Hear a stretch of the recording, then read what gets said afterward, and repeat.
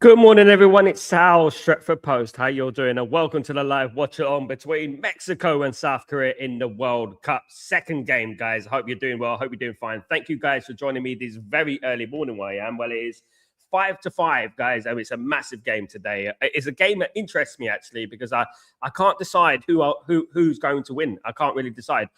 Contrary to other games in this tournament, obviously, it's been quite predictable. Some of them, apart from the others, Cape Verde and stuff, but this game is very interesting. There's a lot of talent. There's a lot of technicality in this game. I'm going to get into the lineups right now, guys. So bear with me a second. Let me just get into these lineups real quick, if you don't mind. So first of all, I'm going to look at the lineups. So, any standout players? Well, yes, South Korea, of course, they have the likes of Min Jae Kim, who plays for Bayern Munich, very good player, who has been linked to Manchester United in the past. Of course, if I was to say it, obviously you've got the experience. Heung-min Son used to play for Tottenham, plays in LA now. You got him, of course, guys. I like the look of Sun Hyun Paik in the middle for Birmingham City, playing in England at the moment. Good player.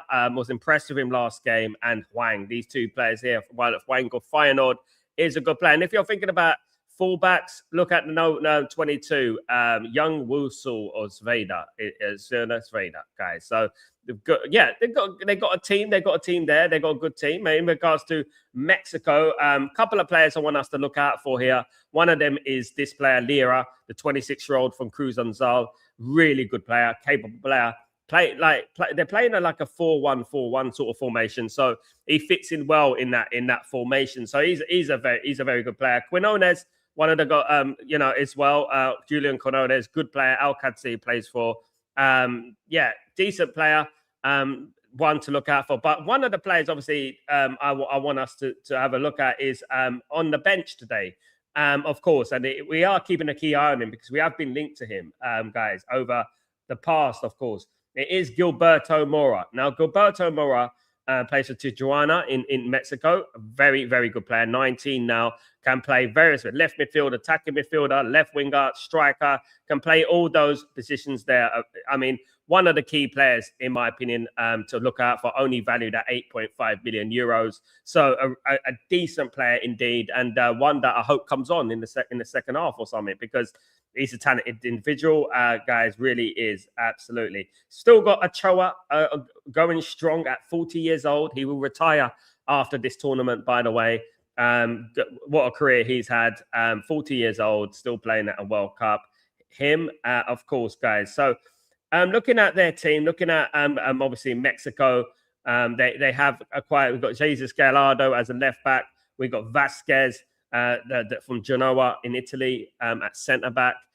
We've got Alvarez, Edson Alvarez from Fenerbahce. We've got Sanchez, guys, George Sanchez from PAOK in Greece. We've got Gutierrez this player here, right? I'm Brian Gutierrez. I'm going to be scouting this guy as well. I think he's fantastic. I think this guy's brilliant. I was very impressed with him against South Africa. Brian Gutierrez, only 23-year-old centre midfielder. I think we should be looking at as well, guys. Plays with Chivas in Mexico. So you know what? Yeah, maybe we can get hold of him. We got Luis Romo, the experienced centre midfielder as well. Alvarado, who's a 27-year-old, plays for Chivas. Chivas is obviously the main team. Obviously, we got Raul Jimenez of Wolves, guys. 35 years strong.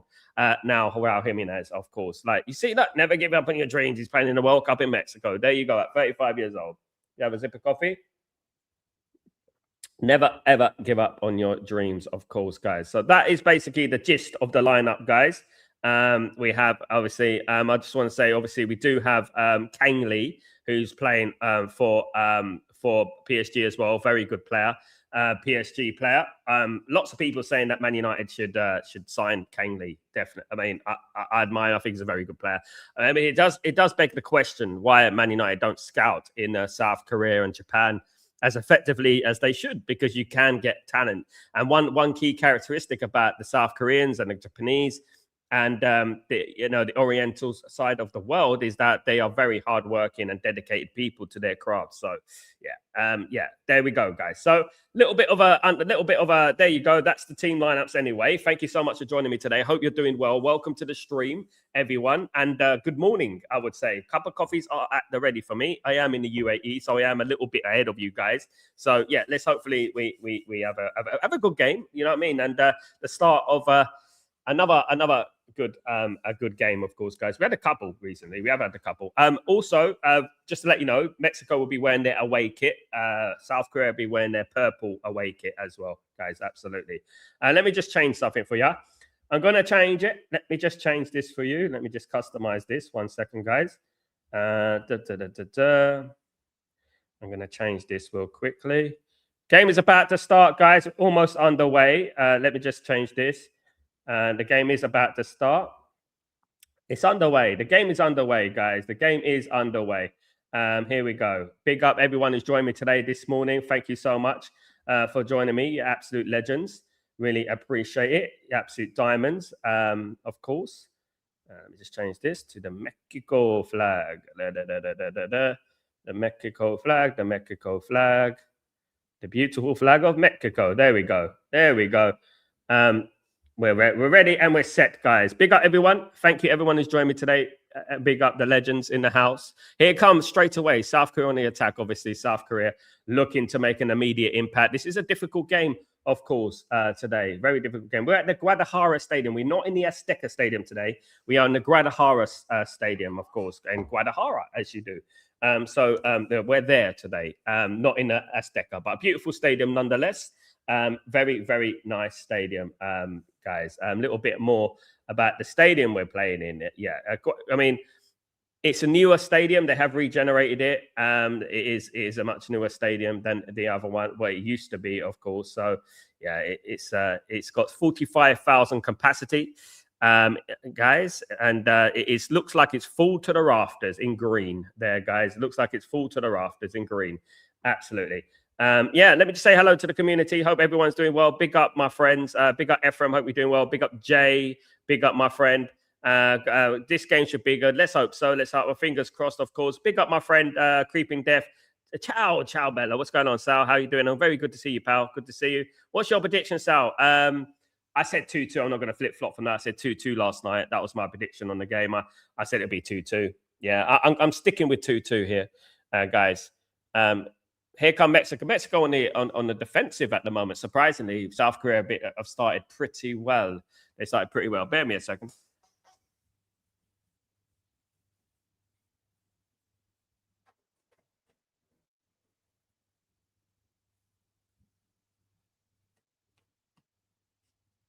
Yeah, they started pretty well, South Korea. Confident on the left-hand side in particular. And they've done pretty well. They're doing pretty well. Jay, hey, Sal, one of players you mentioned, Kawan Manzambi, had a great game today. 2 goals, very impressive. Manzambi is a very impressive player, in my opinion. I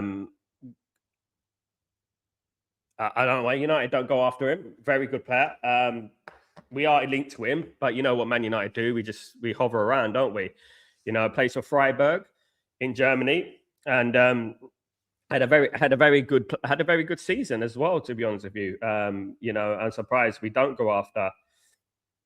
We won't sign him. I mean, because at the end of the day, what Man United are just so scared to take a risk. They're so scared to buy somebody, that is not a household name or not, proven in many clubs and stuff like that. You know what I mean? They're very, like, back in the day, we used to be so attentive when it comes to young players and up and coming players, and we read the market. We had our ear to the ground. But nowadays we don't. Ramo's been fouled in the middle of the pitch. Ramo looks like a battering ram. That's a dangerous challenge there, to be honest with you. That was an awful challenge. I'm surprised that ain't a yellow card, to be honest with you. I do like that Mexico kit, though. That is nice. That is what's, hold on. It's a yellow card. It's a yellow card. I thought it'd be a red card. I thought he was going to go in his pocket. I really did think it'd be a red card, Goodness me. I really did think it would be a red card.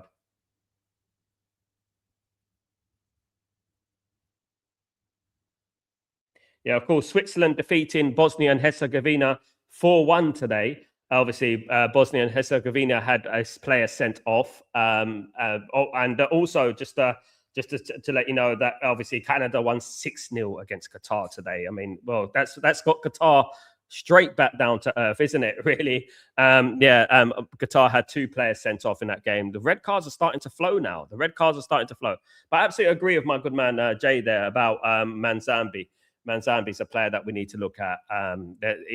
If we can't go out there and we can't buy players and we can't afford players and that, maybe they need to be a bit more smart, and maybe they need to look at what is out there and what talent is out there, because you can find gems, and there are many. And especially someone like Manzambi, who actually plays international football now. He plays for his country.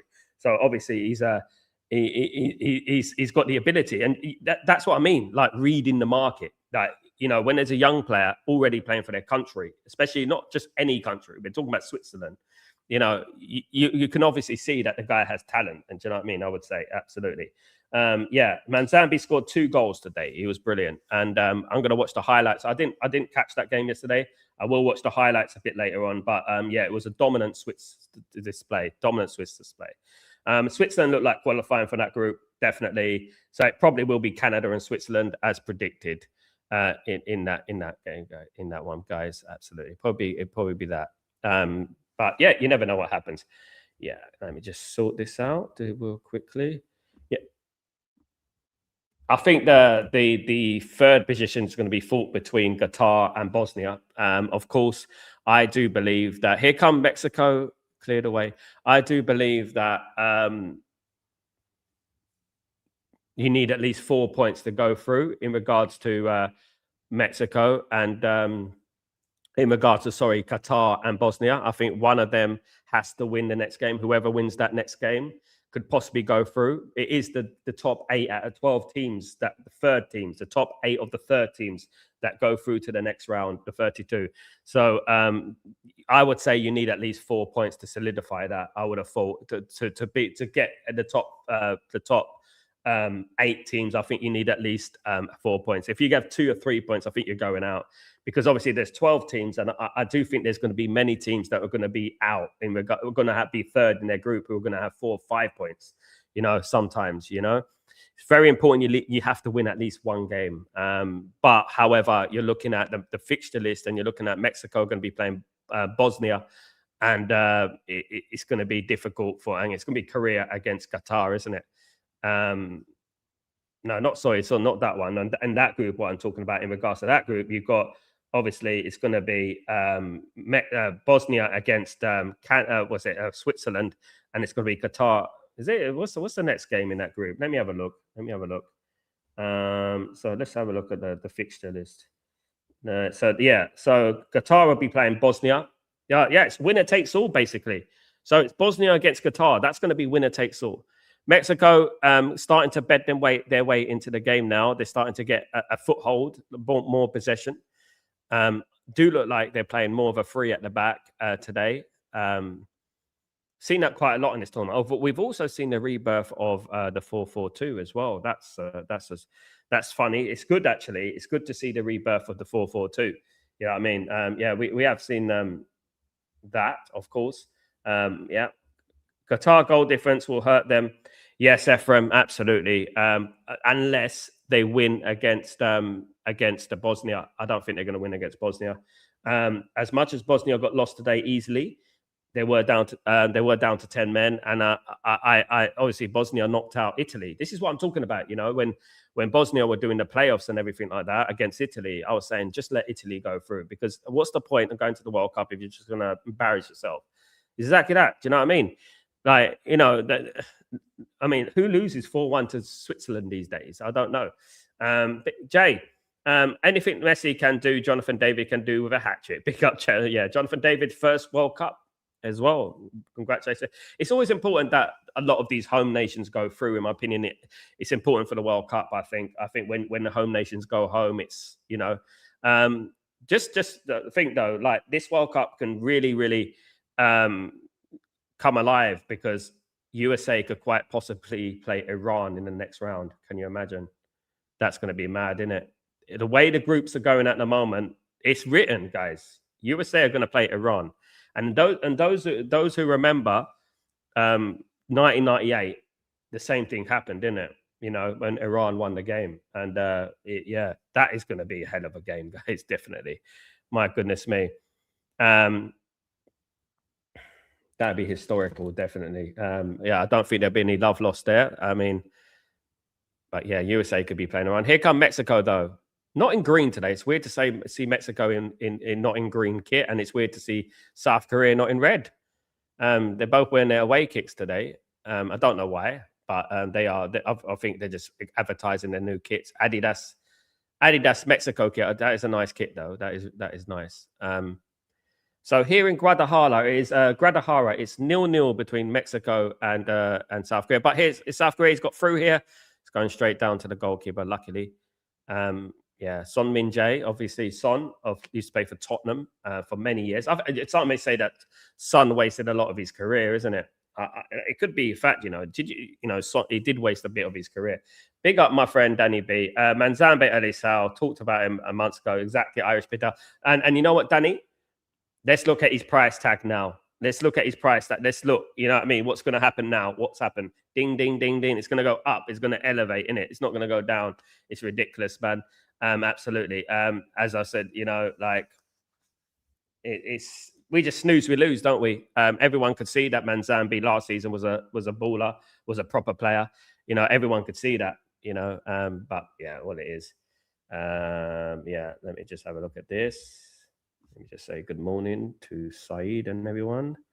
Da, da, da, da, da.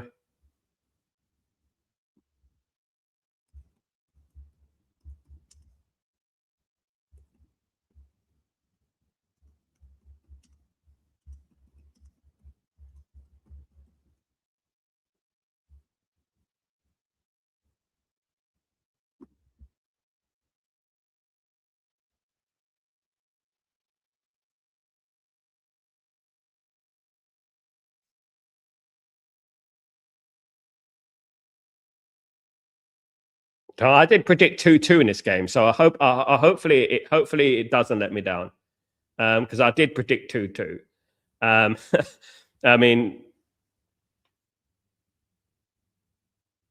obviously yesterday's game was very interesting. South Africa managed to get a draw. That I mean, what's good about it is that a lot of the games are going to go down to the last day, which is going to be it's going to be better for the tournament because you're going to go down to the last day with everything to play for. I guess that's one good thing about free qualifying, isn't it? Is that it can go down to the last day, you know. Um, that Bosnia against Qatar one, obviously winner takes all now. Bosnia against Qatar for the right to be in the last 32. The problem is, right, what frustrates me as an England fan is that someone's going to be playing Qatar or Bosnia whilst other people are going to be playing Portugal. I think it's a little bit unfair, don't you? Definitely. I think they've done England dirty in this tournament. I really do. England had to play Croatia, one of the best teams in the world, in the first game, you know, and some people are playing Cape Verde and Curacao and Haiti and things like that. You know what I mean? And let's not forget, Scotland only beat Haiti 1-0. I never even knew Haiti played football, and I've been watching football for 40 years. And Scotland only beat them 1-0. England beat Croatia 4-2. That's what we're talking about. Guadalajara, of course, is the second city in Mexico, full of history, of course. No Azteca Stadium today. Obviously, Azteca Stadium is going to be. England could be playing Mexico too, as well. They could be playing in the Azteca Stadium in Mexico. That could be interesting. Definitely. The difference between this stadium and the Azteca Stadium is that one of the most difficult stadiums to play in is the Azteca Stadium because it's high altitude. It's high on the mountains, and players find it difficult to breathe when they play on that. And because Mexico, they're used to it, they play on it a lot, and they're very difficult to beat at home, and they do that a lot. But unfortunately, for Mexico, they can't play every day at home. They can't play every week at home, can they? Right. Let me just where are we? Let me just go back here. All right, let's see this.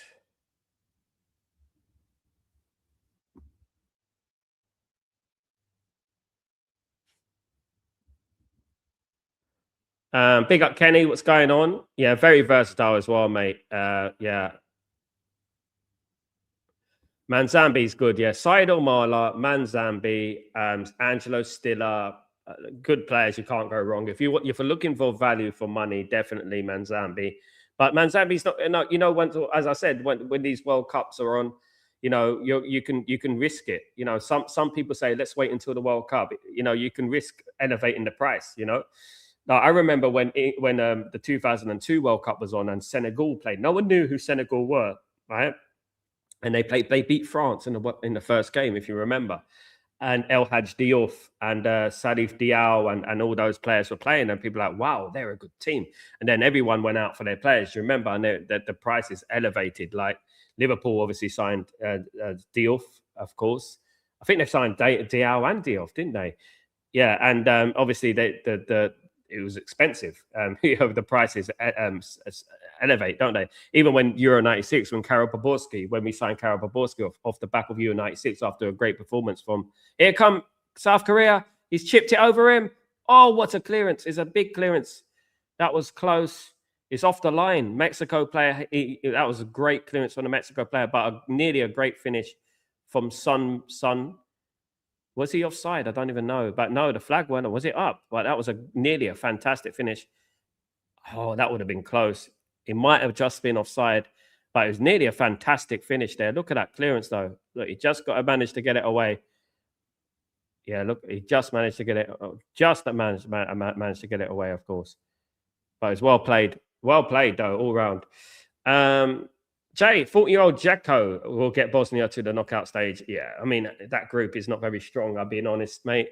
I do believe that the World Cup will come alive in the last 32. I think that the World Cup will come alive in the last 32. I think a lot of people said that.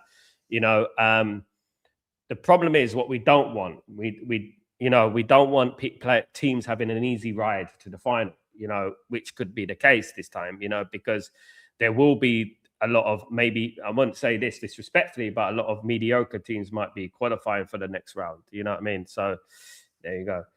Morning, Marky Mark. How you doing, my friend? Hope you're doing well. Nakunia, how are you? Good to see you, my guy. This should be a good game. 3-1 to Mexico. Big up, Sal. Big up, Marky Mark. Good to see you. It's been quite even so far, if I look at it. Now, Korea have had the majority of the ball. They've had the majority of the ball so far. So, yeah.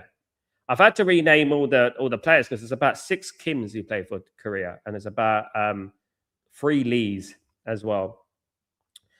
Jay, wishing Kone from Canada speedy recovery. I didn't see it. I haven't. You know what? One thing, I'll be honest, Jay, I haven't watched back at all of the game. I watched bits and bobs, but I'm going to watch it today. I'm going to watch it all. See how Canada played up, because obviously the kickoff was at 2 a.m. for me. It was a great clearance, Danny B. Fantastic clearance. The kickoff was at 2 a.m. for me. So yeah, it was a very, very late one for me, to be honest with you. Very late. But yeah. Very even Stevens so far in this game. It's something that we expected. I mean, I don't like using this old comparison, but I do think they're very similar as teams. I think they're very similar in quality. I've said this for a while. If Mexico are at home, I think they're very similar quality. If Korea were in Korea, for example, Korea would be ahead of in quality, I would say. But whilst Mexico are playing in Mexico, obviously the atmosphere, the altitude, and everything like that is more of an even game. Obviously, Korea are one of the dark horses, in my opinion, to go far. He had a bad tackle and broke his leg, did he? Was that why the red card was given, Jay? That's awful. This is what I mean. Some of the tackles I've seen in this tournament, I'll be honest with you, one of them was Messi, by the way. Some of the tackles I've seen have been absolutely awful. I've seen studded. I've seen one in this game already. Studs on the ankle, and I've seen that, and it's something. It's sad, really. Someone's career and basically World Cup that they've been waiting for their whole life, basically, gets destroyed by some idiot. I did notice one thing about Bosnia when they were playing Italy in the playoff qualification. They were very aggressive as a team. They were a very aggressive team, and I did notice that about them. And yeah, no one wants to see things like that. Definitely not. It's sad for the Kone, definitely. But It's football, unfortunately. These things happen in football, you know. Big up Danny B. Yes, definitely I read. The guy fell really bad though. You could see it. He regretted it straight away. Yeah, but you know, you think about your actions, isn't it, before you do things. You know, there's a lot of people in life in prison. Here's a chance for Mexico. Great save. It was a good header. It was a diving header there. It was a wicked cross, guys. It was a wicked cross there. Unbelievable cross, really. Nearly went straight onto the head. It was Quinones again. Quinones, obviously, I'm a big fan of Quinones. I think he's good. He assisted the goal in the first game, didn't he, against South Africa? He assisted that goal. Yeah, he's a good player. The wingers obviously play a huge part in Mexico's play. You know, but I'm seeing like obviously Mexico started with a 4-1 sort of formation, right? A bit like Man City played last season. A lot of people were criticizing Pep Guardiola because he was playing like a 4-1 sort of formation, and he was stifling Rodri in that team. It's what Mexico are doing now, but Mexico are transitioning into a three at the back sometimes, and something that, dare I say it, Ruben Amorim did at Man United, transitioning into a three at the back and four at the back, and that's a sign of a very good team, a team that's organized, you know, guys. It's a shame we don't see Chicharito these days. Obviously, Chicharito, Mexican international legend who played for Man United. I think he's retired now, isn't he? Yeah, it's a shame. He would have loved to play at home in Mexico in the World Cup, definitely. He would have loved that. But yeah, Chicharito, one of the bargains of the century, to be honest, is exactly what Alex Ferguson was. He was a genius. So Alex Ferguson would go out there and find a player in Mexico and he'd become one of the best strikers in Europe. That's what Sir Alex Ferguson would do, you know, proper. And we'd be like, who are we signing? Who's that? Chicharito? They called him the Little P. Chicharito means little P. His name was Javier Hernandez, but they called him Chicharito. And he actually had Chicharito written on the back of his shirt. That means little P in Spanish. So they called him the Little P because he was small, but he could jump high and he can head and score goals. Like he was a legend, absolute legend. One of our better signings over the last. Obviously, when the Glazers come into Man United, Alex Ferguson was very attentive when it came to scouting and looking for bargains and looking for players around the world who have got talent. And that's what Man United should be doing now, to be honest with you. Just because they don't play in Europe doesn't mean that they're not good enough. It's exactly what we were talking about. Manzambi as well, plays for Freiburg. You know, many of us on the community have been talking about Manzambi for a little while. We mentioned him months ago, right? And now, obviously, he's come to the limelight. He's come to the fore, isn't it? He's come to the front line now because he's had this great performance today, obviously, and now his price will go up a few million, if not 20, probably. Yeah, it's what happens. You snooze, you lose. You snooze, you lose in football, don't you? You snooze, you lose. Yeah, but it's a shame we don't see Chicharito at this tournament. It's a sad one, isn't it? He just was a little bit too old. Just on the other side, a little bit too old. Obviously, he played for Man United between, I think it was 2010 and 2014, I think it was, something like that. Yeah, he played then. Everyone's getting old. Everyone is, you know. I remember people's debuts. I remember when they're saying, oh, you know, the young lad from Mexico, Javier Hernandez, Chicharito. And I was like, who? Right, we've got a hydration break now, guys. So there you go.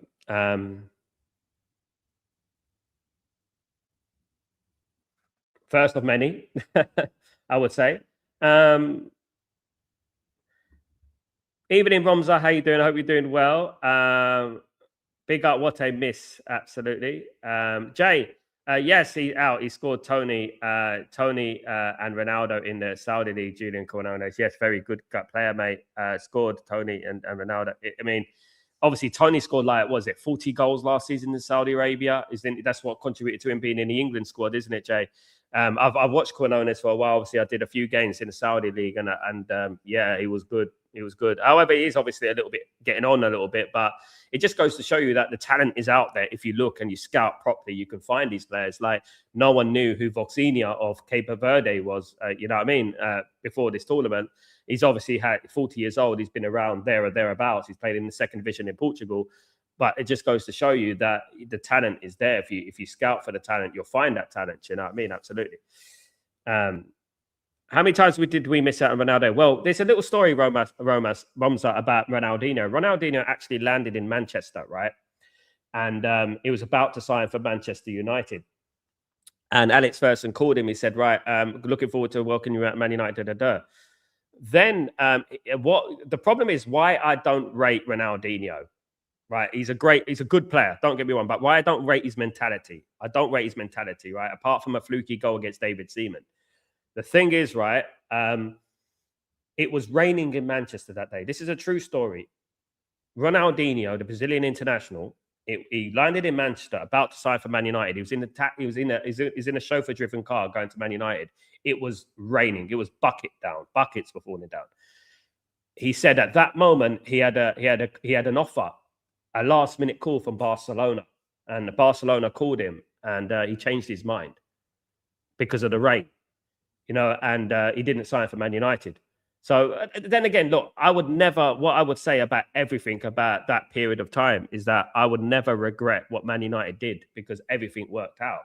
We were successful and I didn't really care, really. We got Cristiano Ronaldo and the rest is history, and that was it. It's a bit like when Beckham left. Beckham shouldn't have been sold. He was sold too early. We got Cristiano Ronaldo. Would it have stifled the opportunity of Ronaldo coming through, And that's what I would say. I don't know. It would have been amazing to see Ronaldinho at Man United with Cristiano Ronaldo. Do you know what I mean? It would have been great to see them together playing in the same team. However, everything just worked out. I don't know why. We missed out on Kluivert, Batistuta in the past, of course, and we bought Dwight York, and the rest is history. So I look back and say what would have been if we'd done this and we'd done that. But the only thing I regret is after 2008 and after 1999, I think Roy Keane is right. I think after 1999, we had a great team. Don't get me wrong, Ryan Giggs, Beckham, Scholes, Keane, of course, Dwight York, Andy Cole, Lee Gunnar Solskjaer, Teddy Sheringham. But we didn't really go for that marquee signing. I thought Man United should have brought in Zidane or something like that. Or somebody, I think in 98, 99, what happened is that I think we needed to rebuild our defense a little bit. We needed some backup there, and the fullbacks, maybe some competition for places, but definitely after 2008. Remember, we sold Cristiano Ronaldo 2009-ish, and we replaced him with Valencia. Fair play to Valencia, he did it right, but we replaced them with these players, and it was nowhere near the levels, and that was the Glazonomics started to show their true colors, wasn't it? I regret after 2009 that Man United didn't go out there and buy some proper players. But Man United, what people underestimate Alex Ferguson is that we could have had Ronaldinho and Ronaldo and all these players. We had the money, but we didn't do it. And we didn't go out there and buy Alessandro Del Piero and, Zinedine Zidane and Filippo Inzaghi and, remember Alvaro Recoba and, Ortega from Argentina and players like that. We could have got all these players as well, but we didn't sign them. The amount of money that we accumulated and the amount of money that we spent was night and day. We could have went out there and spent an absolute fortune if we wanted to, and we didn't do it. And this is what people underestimate about Alex Ferguson. Right, we made our own money. We weren't given oil money or given any money, sort of money, but we made our own success, and we could have done a lot more, definitely, if Alex Ferguson had more players, a better squad. No, because let's not forget, guys, that Alex Ferguson generally built his own players. Like I'm talking about, for example, we went out there and signed Javier Hernandez, Chicharito, right? We had that. Do you know what I mean? And it was. But it was a cheap buy. Let's be honest, guys. It was a cheap buy. It was a cheap buy. And that's what it is. If Alex Ferguson had the opportunity to spend what City or Liverpool have done in recent times, Alex Ferguson would dominate football. People don't understand this. This is what I mean. Like Alex Ferguson was not only fighting for the Premier League, he was fighting for 3 trophies. Every single time we were going into a season, we would be like, can we win the treble this year? Can we do the treble again? And we almost did if it wasn't for dodgy refereeing. But if Alex Ferguson had the tools, he did have the tools, but if Alex Ferguson went out there and bought this player and bought that player, purchased that, like Man City did, chance for career here? Oh, it's well defensive. I thought he was going to chest it down. We would have dominated football forever. Honest to God. People, they better thank their lucky stars that we didn't go out there one summer and spend 200, 300 million. We didn't slap down. Because what Alex Ferguson used to do, he just used to bring in 1 or 2, like a Rooney, a Rio Ferdinand, someone like that, expensive, but would bring in one or two just to complement the side a little bit. Dimitar Berbatov, this and that. He won't go out there and buy 6-7 players. He'll buy a couple of unknown players, a Minucho or a Kleberson or something like that. But he would buy one or two players that slowly building the team. That's what he done in the early 2000s, like where he was building Ronaldo with Rooney and stuff like that, and he ended up by 2008 having an absolute monster team and added Tevez to it, which actually complemented the team so well. Drink break is bullshit. I agree, Ramza. At the end of the day, but one thing I would say, Ramza, about the drinks break, they've got to cancel it anyway. They can't do it in the Premier League. They can't do it in Europe because what they're going to have a drinks break for? It's cold. You know what I mean? Absolutely. Lewandowski, we missed out on Lewandowski. We could have signed Lewandowski. Exactly that. We could have signed Lewandowski. There were loads of players that we were in for at the time. We could have signed Thomas Muller. Man United famously were in for Thomas Muller. We could have signed Gareth Bale. There were a number of players that we could have gone. People should thank their lucky stars. This under Alex Ferguson. Under Alex Ferguson, I'm talking about under Alex Ferguson, it was like he could have won much more than he did. Much more than he did if he spent more. I mean, it's not even in the top 10 of top spenders in Premier League history and the most successful Premier League side. There you go. So all these people gaslighting Pep Guardiola and Klopp and all these people, these waste men, it's ridiculous. Yeah, Haaland was with Ole Gunnar Solskjaer, isn't it? We made a mistake. We actually invited Haaland around to Manchester United as well. We actually invited him to Carrington and everything, but it's really funny that a lot of these players, right, go to Carrington and then they don't go back. Bellingham did the same. He went to Carrington, we showed him around, and he didn't go back. And obviously, what was the other player that he said he nearly went to Man United? Here's a big chance for Korea. He's open. Chance here. Big chance. Can he get it in? Can he get it? Oh, it's straight at the goalkeeper. He took it wide. He was onside as well. He took it wide. There's a big chance for South Korea. A massive chance here. Well, it was offside. It was offside. It was offside. Definitely offside. Yeah, I would say it was definitely offside there. Half an hour gone, guys. 0-0 between Mexico and Korea.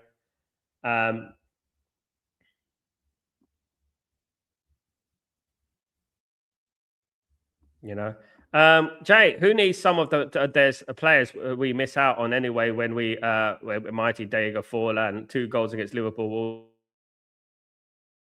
Remember when Diego Forlan signed for Man United, though? We went 15 games without a goal, and we had a penalty one afternoon, and we gave the penalty to Diego Forlan. That's the mentality of Man United. We gave the penalty to Diego Forlan, and the rest is history. Man United, you see with Man United, right? This is why we're so different to other football clubs. We give people an opportunity. We don't turn on our players. These days, there's a lot of people who are just so knee-jerk reaction with managers, with everything. What people don't understand, even with Amarim, the reason we are where we are is because of Amarim. If Amarim didn't remove the toxicity at the football club, Carrick wouldn't have had a clear run. And that's a fact. We had the best XG. We had everything, but people don't really analyze football like that anymore. People don't understand it. I watched Man United for 40 years. And what we're doing now is instead of being a on the front foot sort of team, we're a counter-attacking team. You know what I mean? And that is unsustainable. Let me tell you that right now. I really hope it works out. But I do feel like the board are not going to back Carrick to the level that they're going to back him, that he needs. The manager has never been a problem at Manchester United, by the way. Never. Right? And I want people to understand, whether it's Carrick or they're going to Solskjaer, Erik ten Hag, the manager's never been the problem. You're only as good as the tools that you're given. If you're given a breadstick to fight in a sword fight, what's going to happen to you? You know what I mean? Exactly at that. But let me just say something. I support Carrick all the way. And obviously I didn't think he's the right man for the job. I think we were working on vibes. Vibes only get you so far. Vibes die down. Vibes are like basically looks, but speed it up and your looks go and fade away. Vibes disappear, and you're going to be found out sooner or later. And then when you're looking at the likes of Liverpool already improving their squad, Tottenham Hotspur already improving their squad, already improving their squad, right? And we're just snoozing and sitting down doing nothing. You know, we've like factually right now, as we stand right now, right this moment today, we are worse than we were last season. We ain't got Casemiro next season. We've replaced him with a Timo Casemiro in Edison. That's what we've done. Right? Edison is no Casemiro. You know what I mean? So if we end up with Edison, we're basically going backwards. You know, so look, I really do hope that he gets backed. I really do hope, because we brought in a manager in Amarim who plays a distinctive style of play. We didn't back him. Now we've got Carrick, you know, and he needs to be backed. He needs to be backed. I mean, and I'm not talking about 4 players, including a one last minute goalkeeper. I'm talking about proper bat. Do you know what I mean? Is it a good game to watch? Not at the moment, Raja. It's quite a dull affair. I would say that South Korea had the better of the game, though. I think they've had the best chances. Caught in the offside trap a little bit. It does look like Mexico are catching him a lot on the offside trap. Obviously, South Korea do like to play in behind. They do like that ball over the top. They've got a lot of pace, but Mexico are playing well tactically. I have noticed that Mexico transitioning from a 4 at the back to a 3 at the back quite a lot in this game. Very smart, the way they're playing. So tactically, Mexico are going to be a very difficult team to beat. But as I said before the tournament, Japan and South Korea are very, very underrated when it comes to football. They're going to be dark horses, trust me. Trust me, they're going to be dark horses. The only thing I would worry about Korea and Japan is physicality. That's it. You know, I don't know what it was. What was the game last World Cup? I think it was Ghana against South Korea. And I think Ghana, physicality was too much for them. I think it was either Ghana or Ivory Coast or something like that. And I think the physicality was too much for them. Jay, remember when we signed Alvaro Hernandez, the Chilean player? At the time, he was highly rated, but never made it. Yeah. Harley Enriquez, sorry. Yeah. Angelo Enriquez, yeah. Wasn't he a fullback, wasn't he? Yeah. Yeah, look, you know, but we could, at that time, you know, Man United had so many good players, you know. Man United, the thing with Man United, you either sink or you swim. That was it. We had a structure there that was catered for you to fit straight into that team. There was no excuses because you're full of winners. The team was full of winners. The team was, you know, it was world class. You know what I mean? So if you couldn't make it in this team, you're not going to make it. And it was like that. Do you know what I mean? Imagine this, right? You're a player like Henriquez, for example, and then you go straight into a side and you've got all those world class winners in your side. You know what I mean? Yeah, there you go. You know, I would say it was, yeah.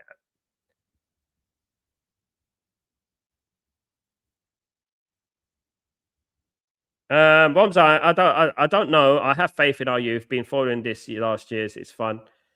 Big up.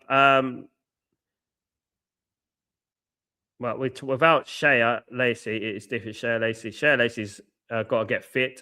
One of the biggest criticisms about Michael Carrick last season is that he didn't bred enough young players. I want to see him do that next season. I want to see Jim Thwaites. I want to see JJ Gabriel. I want to see Shea Lacey, Kokunki. I want to see them given their fair run. We've got the FA Cup, we've got the League Cup there, so we can obviously utilize them. Hopefully, we have an easy draw in the FA Cup and the League Cup. So hopefully, we can utilize them a little bit more, and that's it. Why no Fernandes bid or agree with Mateus Fernandes and his agent, individual finance paying, or because we probably have agreed, Raja, and we're waiting till July and we're not announcing it. That could possibly be the case as well.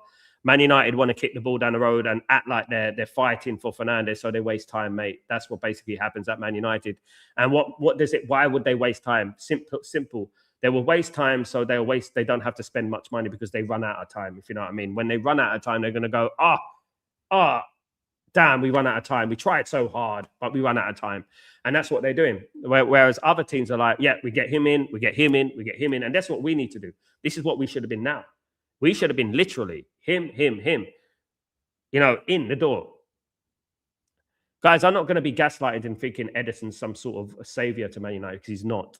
You know, we are actually worse than we were last season at this moment in time. Let's be realistic. You know, let's be real.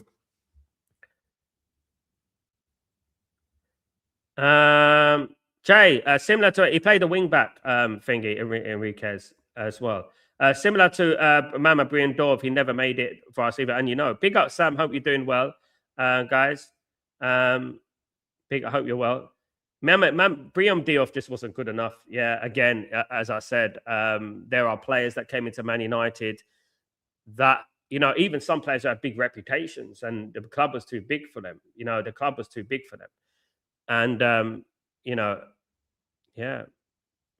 But players like Angelo Enriquez, of course, was a very versatile player. I was very excited when we signed Angelo Enriquez. And yes, he could play attack, he could play, fullback, winger. He was brilliant. And but it didn't make it. I mean, World Cup winner Claberson didn't make it. You know what I mean? And Jemba, you remember him? Mama BM Diouf, Manucho. We did look for players and we did try. We did fail a lot. I mean, later on in Alex Ferguson's tenure, we were looking for the next big thing. Bebe, for example, we were looking for the new player because we didn't have the Glazers wouldn't spend money. The Glazers wouldn't spend money, and this is the thing. I just hope it's not. I don't care what money it is from Romza. I do not give a damn about money. We got the money. We've got the money. Let's not pretend we haven't. We've got a lot of money. We've got enough for Fernandez, right? And I don't care about money. I'm not an accountant. I don't care. They just need to rebuild that squad and get the best players in the door. Who are we going to get?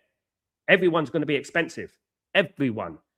Manzambi. Now he's going to be over 60 million. He's going to be expensive too. They just need to get the deal over. I don't care about money. That's where the Glazonomic thing fans get manipulated by money. Don't worry about that. I'd rather spend 20 million more on getting through the door. Who cares? We're making so much money next season with players leaving the club, with 191 million for finishing third, 100 million from the Champions League, 200 million in revenue, money for the shirt sales, free shirts have been released. Let's not get manipulated by what they have. They have money, all right, to burn. They just need to go out there and bloody spend it. Sam, I prefer we get 5 quality players than 9 average players. Well, you get 5 quality players, Sam, and you get about 3 or 4 up-and-coming players. Like Man United right now, it's not about buying the best players in the world right now, but you do need a couple of elite players, definitely. 5 very good players, but we do need about 8, 9 players for the squad. You do need squad players as well. Let's not forget about Man United's history, Sam, right? Let's not forget about John O'Shea and Henning Berg and David May and Wesley Brown and all these players there that were good for the squad. Jesper Blomqvist, let's not forget about these players. The contributions that they did to the squad, how good they were for the squad. You need these players. Man United need about 7, 8 players. We need 5 very good players, 5 proper signings. I mean, the big signings. And then we need 2 or 3 up and coming, like the Ayel Bioldi, the Keith Schmidt, the Manzambi, the things like that. Do you know what I mean? That's what Man United need, ideally. What I'm looking at the moment is Man United are going to, at this moment in time, I think every single one should be worried about what's going on at Man United right now. They should be, right? We're linked to a lot of players right now, but we are not moving. We're static at the moment. Now, obviously, things could be happening behind the scenes. Do you know what I mean? But I would say that generally, when the Glazers go quiet, when Ineos go quiet, it's not good news. It's not radio silence. It's actually real silence. They're trying to hide, and if we miss out on Mateus Fernandez, Anderson, Tonali, Tchouameni, where are we going? I would like to know, because you're crossing every single player off the list. Right now, there's a player called Munoz who's just signed for Liverpool. Very good. It's a young Spanish international. We were linked to him last week, right? Newcastle got linked to him as well. And then suddenly, Liverpool saw that they were linked to him. People were linked to him. They quickly went out and paid the money. We don't do that enough. 0-0 between Mexico and Korea. We've got about 2 minutes to halftime, guys. Romza, he's an EFL player. Why would he break records? Are you concerned about Spurs' interest in Fernandez? In regards to, big up Tam, in regards to Spurs, no, I'm not interested. I'm not worried about it. I would be worried about Tonali. Tonali and De Zerbi go way back. They're friends. They're both from a town called Brescia in Italy. And they know each other. So, if anything, I would say Tonali could possibly sign for Spurs even without Champions League football. That would be incredible. And then it will make Man United look stupid because we're going around saying it's too expensive. You know what I mean? Think about that. Spurs built a new stadium. They've got debt as well, right? Let's not forget about that. Yeah, and then we're getting 100 million for the Champions League. We got 191 million for finishing third in the league. And, we're saying it's too expensive. Yet Tottenham Hotspur are happily going out there and buying a couple of players already. You know what I mean? 100%, bro. It's not our money. I don't know why people, but well, it's very important. Let me just clarify something. Let's not become accountants here, because all I care about is what happens on that football pitch. Now, I don't care if they sign Manzambi or Anderson or Tonali or Chouamini. You better make sure this football team is successful next season. I'm not having this business of we're going to be happy with top 4. I'm not happy with top 4. We're Manchester United. Look at Real Madrid. They're devastated. They're mourning at Real Madrid because they haven't won the league. They lost the league to Barcelona. We need to be like on that mentality. We're Man United. We're the Real Madrid of England. Right? So why don't we have to, next season, we have to, I'm telling you, no excuses. No bloody excuses, man. I know they're thinking about 2028. Let's kick the ball down the road. Kick the ball. I guarantee in 2028, say they're going to come out with an excuse. I guarantee you they're going to say, well, we're a little bit behind on our project. We're looking to get in the next couple of years to get in the top. Yeah, that's what they're going to do. Trust me. We need to make sure we put the pressure on, and they need to make sure, chance for a career, good cross. Korea have been excellent so far. Very, very technical side. Nobody wants to play South Korea. 4 minutes of injury time, guys. Nobody wants to play South Korea in this tournament. Absolutely not. Yeah, they're a good team. Yeah, we got 4 minutes of injury time in the first half. Obviously, we had a hydration break, so that counts for something. Raja, no one is concerned with Jose Mourinho wanting him at Real Madrid. Well, you know, Real Madrid are interested in Enzo Fernandez. They're interested in Vitinha. We'll be all right. I've heard that he's prioritized Man United. Let's wait and see, eh? Let's wait and see. You know, Jose Mourinho is not as liked in Portugal. You know that, as people think. You know, people think just because it's Jose Mourinho, you know, he's going to go there. You know, Fernandez and Mateus Fernandez, friends of Bruno Fernandes, is a friend. So, and there's also a little bit of a thing going on with Carlos Queiroz. If you know Carlos Queiroz, he's at the World Cup managing. He's told him to go to Man United as well. So we'll have to wait and see. Damn, Liverpool, a lot of moves off Man U, like go to Gap from PSC and Ruud van Nistelrooy, but what ever isn't that amazing. But whatever, he isn't that amazing. Rajat, we don't know if he is amazing or not, Rajat. You probably haven't seen him play. You probably didn't even know who he was last week. Munoz is a good player. He's a Spanish international at 20 years old, 21 years old. You know, I mean, you got to look at that seriously. Spain don't muck about when they give caps to players, right? All that matters right now as we stand is that Liverpool are improving their squad, right? That's it. It's not like that attitude right there, Rajat, is why we are where we are. Oh, it doesn't matter. He's crap anyway. No, he's not. No, he's not. He's not crap. Because if we signed him, everyone would be jumping on the bandwagon. If Ederson signed for Liverpool, you'll be saying he's crap, right? Because look, let's be honest. I'm not excited about Ederson. I hope he does well, and I pray he does well. But you know, we can't have that attitude where it's like a loser mentality. He's crap anyway. We didn't want him anyway. We did want him. We were in for him last week, but we didn't want to pay. They wanted the money up front. Now Liverpool are willing to do that. You know what I mean? Imagine the match between Japan and South Korea in this World Cup. It would be big. Yeah, it would be big. It'd be big. Munoz is a very good player, Ramza. He's a very good player. Let me tell you that right now. Technically brilliant. Can assist. Is quick, young. Yeah, very good player. You know, you have to be, look, when we go out there and we blindly say, it doesn't matter if he's tiny. So was Maradona, Ramza. You know, so was Chicharito. So was Paul Scholes. They were tiny. Yeah, like when best players in the world have been small, by the way. Let me just tell you that right now. Messi's tiny. So when we dismiss players, you know, because it makes us feel better. That's what it is. That's why we dismiss players, isn't it? Because we feel better to do it. We feel like, oh, you know what? Because we didn't get him, I don't want him anyway. We need to say whether that player was good or not. This is what I'm talking about. We need to say to the board, what the hell are you doing? Liverpool signing players. What the hell are you doing? You know, whether he's good or not, whether you rate him or not, whatever. Liverpool obviously rate him. You know? Jay, Liverpool put in a bid for Diamanda, so could sign him as well. They're being linked with players like Somerville and Sander Berg. What a joke. Exactly. Exactly that. Thank you, Jay. Thank you. This is the levels. If Liverpool go out there and sign one of the best wingers, up and coming wingers in the world, Yan Diamande, what are we doing here, guys? Are they Liverpool going to get better or are they not going to get worse? You know, think of it like basically it's like a race, isn't it? And you give them a head start. They've already got a head start, and then we're letting them have even more of a head start next season. You know. Now, halftime, guys, 0-0 between Korea and Mexico in the second game of this group. Yeah, quite disappointed in this game, to be fair. I'm disappointed in this game. I thought this game would be better than it was, you know? Yeah, like that, Romza. Romza, you know, Nusa, fantastic player. Everyone knows he's a good player. Can go on the outside, can cross a ball, good at assisting, very good player. I would be in for Nusa now. And let's put it like this, right? Man United's history with Scandinavian players is brilliant. It used to be, didn't it? Henning Berg, you know, Ole Gunnar Solskjaer in there, Johnny Jonsson.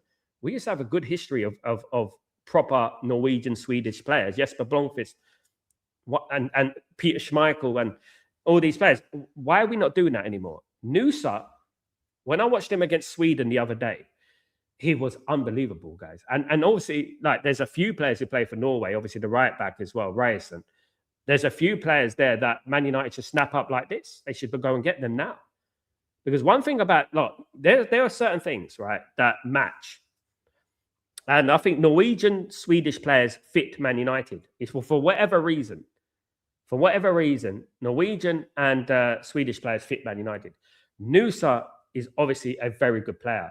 I mean, and as we saw with Sweden, Sweden are not bad. They beat Tunisia 5-1, right? I watched Norway dismantle Sweden like nothing, right? Why? Because of quality. Quality on the wings, quality on the fullbacks, quality in assisting, ruthlessness. They are, and half that game they didn't have Haaland, you know. Half that game they didn't have Haaland. So we can't just say, oh, because of Haaland. They have good players, you know what I mean? And through history, Man United have had a good record with Norwegian players in particular. Now, and why are we not exploring that market anymore? Why are we being so naive to do that? Nusa is quite obviously a very good player. And Nusa will end up going somewhere else and he'll go to Man City and he'll go somewhere like that and absolutely tear it up. And then we're going to be like, oh, damn. Just like Haaland, right? We're going to be like, oh, damn, we didn't get him, you know? It's annoying, man. It really is. Raja, 45 million to sign Munoz is a bargain deal. He's quality, but yes, it's a bargain, mate. We need a left winger. Cheap as chips. But the thing is, right, Man United explored a deal to do the Munoz deal. Man United wanted to do the Munoz deal last week, and they wanted to get him through the door. However, the club that he was playing for wanted the money. Osasuna wanted the money up front. You know, they wanted the money up front. There's a great first goal there's a tap-in. I'm just looking at the Canada against Qatar game. I'm just watching the goals here. Oh, great goal. Some great finishes there. Some great finishes from Canada. Goalkeeper questionable again. One thing I would say, we said it the other day, innit, about some of the Middle Eastern, North African teams. The goalkeepers are rubbish. Professional foul for the red card.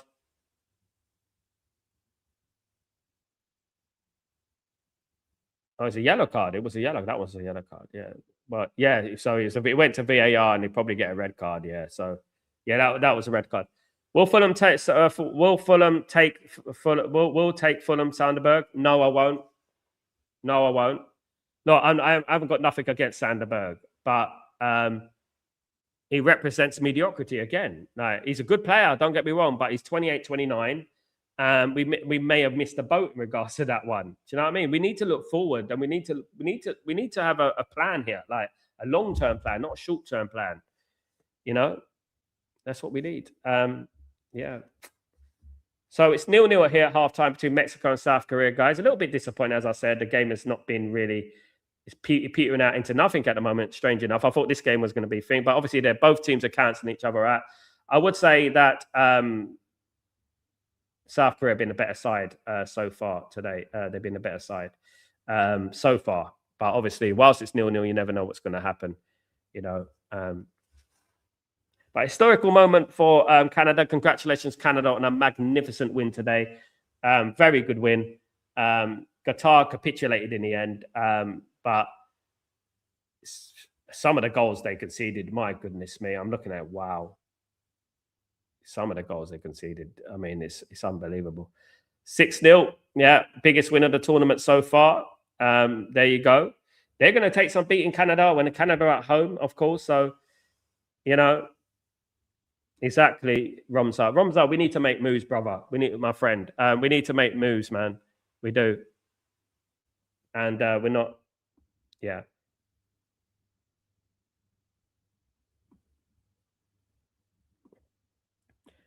Nusa is proper player. Nusa, like, he's a Man United winger. If I ever saw a player like that, if I ever saw a player, he's a Man United player. It's Nusa. You know, he represents. He reminds me of a Man United player so much. He really does. He takes his man on. He gets the cross in.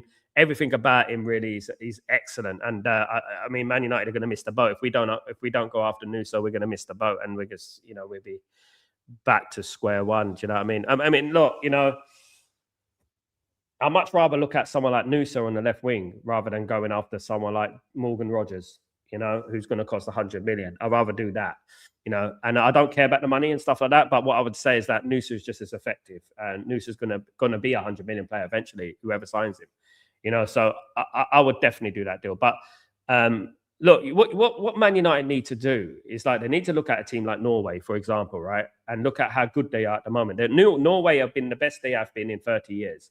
Since 1998, right? And so they need to look at Norway and think, right, what are Norway doing well? Why? What players do they have? What's the players that are up and coming? You know, him. So like I was saying, like, for example, look at Brighton and Hove Albion signed Ayali. Ayali, is it that player who scored 2 goals the other day against Tunisia? Brighton are so good at finding talent, right? And what did they go? They went to Scandinavia. They found him, you know. And look, United have been linked to him now. Why didn't we find him? It's the thing. Why didn't we find him? Why did we wait around for Brighton to sign him? And it just annoys me so much, because we used to be so ahead of the game in regards to this. We used to be so attentive when it came to young players coming through and stuff like that. Do you know what I mean? It is so frustrating, honestly. Sometimes Man United frustrate me. They annoy me, to be honest with you. Yeah, but what can we do? Jay, RB Livesec, what are wingers? They have Diomande on one side and Nunes on the other side. Yeah. It's the thing, isn't it? But no, the thing is, though, they made Nusa. They made Diomande. This is the thing, isn't it? Man United used to do that sort of thing. Make their players, like, you know what I mean? And we don't do that anymore, you know. And they developed Nusa into the player that he is, and Diomande into the player that he is, you know. And what I would say is that we got Vivell at this football club, right? Isn't it about time Christopher Vivell became useful? You know, there are Diomande, Nusa, Castello Lucaba. There's players out there, Manzambi. There's players in Germany that we can possibly get. There's players who play for Salzburg. There's players who play for RB Leipzig, the Red Bull Group. Why are we not utilizing that with Vivell enough? Why have we got Vivell here for? Because at the end of the day, what's he done so far? Let's be honest, guys, right? Yes, he's got a connection with Mateus Fernandez. That's another string in our boat, right? But nothing has been done yet. I'm not hearing anything about, you know, when Vivell came to the football club, we were like, yeah, he's going to get some Leipzig players. He's going to get some, he's going to get some Salzburg players, and we're going to be Bundesliga players and stuff. It's like a ball of hay going across the street, isn't it? Nothing's going on. Do you know what I mean? And yeah, we need to move. You know, we definitely need to move. I think one of the funniest things I'm seeing is Scotland. Obviously, Scotland are very happy for beating Haiti 1-0. I'm seeing a lot of, like, they're just beating Brazil in a prime Brazil at the moment. They're really talking it up. Morocco is their big test on Friday. That's a big game, to be honest with you. Bloody, they keep putting the big games on at 2 a.m. Honestly, excuse my French, right? It's pissing me off. Honestly, they keep putting the big games. They had Morocco, Brazil. Now they're having, I mean, if you're Moroccan, you're fuming. I mean, they played Morocco, Brazil at 2 a.m. and Scotland against Morocco is at 2 a.m. for me. You know what I mean? I mean, what is going on here? You know what I mean? Come on. Do you know what I mean? That's a good game. Scotland against Morocco is that is Scotland. Scotland are going to get a surprise in that game. They're going to have a big surprise in that game. I think. I think Morocco will win. I do think Morocco will win. I think they'll win that game. I think they've got more quality all around the pitch. Scotland, who they got? McTominay. McTominay was born in England anyway. McTominay didn't play for England because he thought he wouldn't play for England. That's why he's told Scotland because he thought he wouldn't get a cap. Simple as that. That's the fact. Don't let people gaslight you. Morocco should win that game, and I think they'll win that game comfortably. I do. If those who know, it's very strange this World Cup, and I'll tell you why. Because Morocco played Scotland in 1998, and it was the last time Scotland qualified for the World Cup. You remember Mustafa Hadji, Yusuf Chipo, all them players? And it was the last time Scotland qualified for the World Cup, if you remember. They're very, very, very strange how these things work out, isn't it? Between these sides. Morocco on that day beat them 3-0, wasn't it? And that wasn't even this Morocco side. That was another Morocco side. But Haiti, honest to God, can I be honest with you? You should be dismantling them 6 or 7 like Germany did, against Curacao. Morocco is a top tier. They should they should have beaten Brazil. If it wasn't for a great save at the end, they should have beaten Brazil. Yeah, they are a top team and they have to be respected. Yeah, a couple of the African sides, including Senegal, are good teams. I was disappointed in Senegal against France. I was in second half. I thought Senegal were useless. I think they gave in, but what I would say is that definitely Morocco and are definitely one of the teams to watch out for. I did call them one of my dark horses. You know what I mean? Back then, I did call them. Sal Fernandez, I don't care about Spurs, mate. I don't care about. They're not going to get Fernandez, mate. They're going to get Tonali, I bet you. They're not going to get them. He's not going to go to Tottenham. Don't worry about it, Sam. Everyone tells you. The thing is, there's a lot of fear mongering going on, and a lot of media planting these craps into the media. Don't fall for it. I don't care if Spurs are going for Fernandez. So what? Spurs. That's the mentality we have. So what? Fernandez is going to choose Man United or Spurs. The only thing is if Tottenham want to pay the money, but that risks Man United and Ineos being embarrassed by Tottenham again, and that would be ridiculous, wouldn't it? You know what I mean? I'm not worried about Spurs, man. What are Spurs? Not even we're in the Champions League, mate. We're Man United. Let's just put this in our head. We're Man United. I wouldn't even mention Spurs. Wouldn't even come in my conversation. I wouldn't even mention them. We're in a different lane to Spurs in our history. Spurs are losers. We've won how many titles? You know what I mean? Like, we've had a bad period, of course, losing to Spurs in the European Cup, but we're way past that now. The accidents have happened now, and we're past that now. If they if the miracle happened, for example, and we lost Fernandez to Spurs, there needs to be obviously what we're going to do about it, and that's what you would say, isn't it? At the end of the day, we need to get them out of our football club. That's what we need to do. 100%. We need to get them out of our football club. Diamande's a proper winger. However, what I would say, Sam, he's not 100 million winger, and I understand that because we have to be very, very careful with the Bundesliga. As we saw in Europe, if you watch Europe last season, look what Aston Villa did to Freiburg.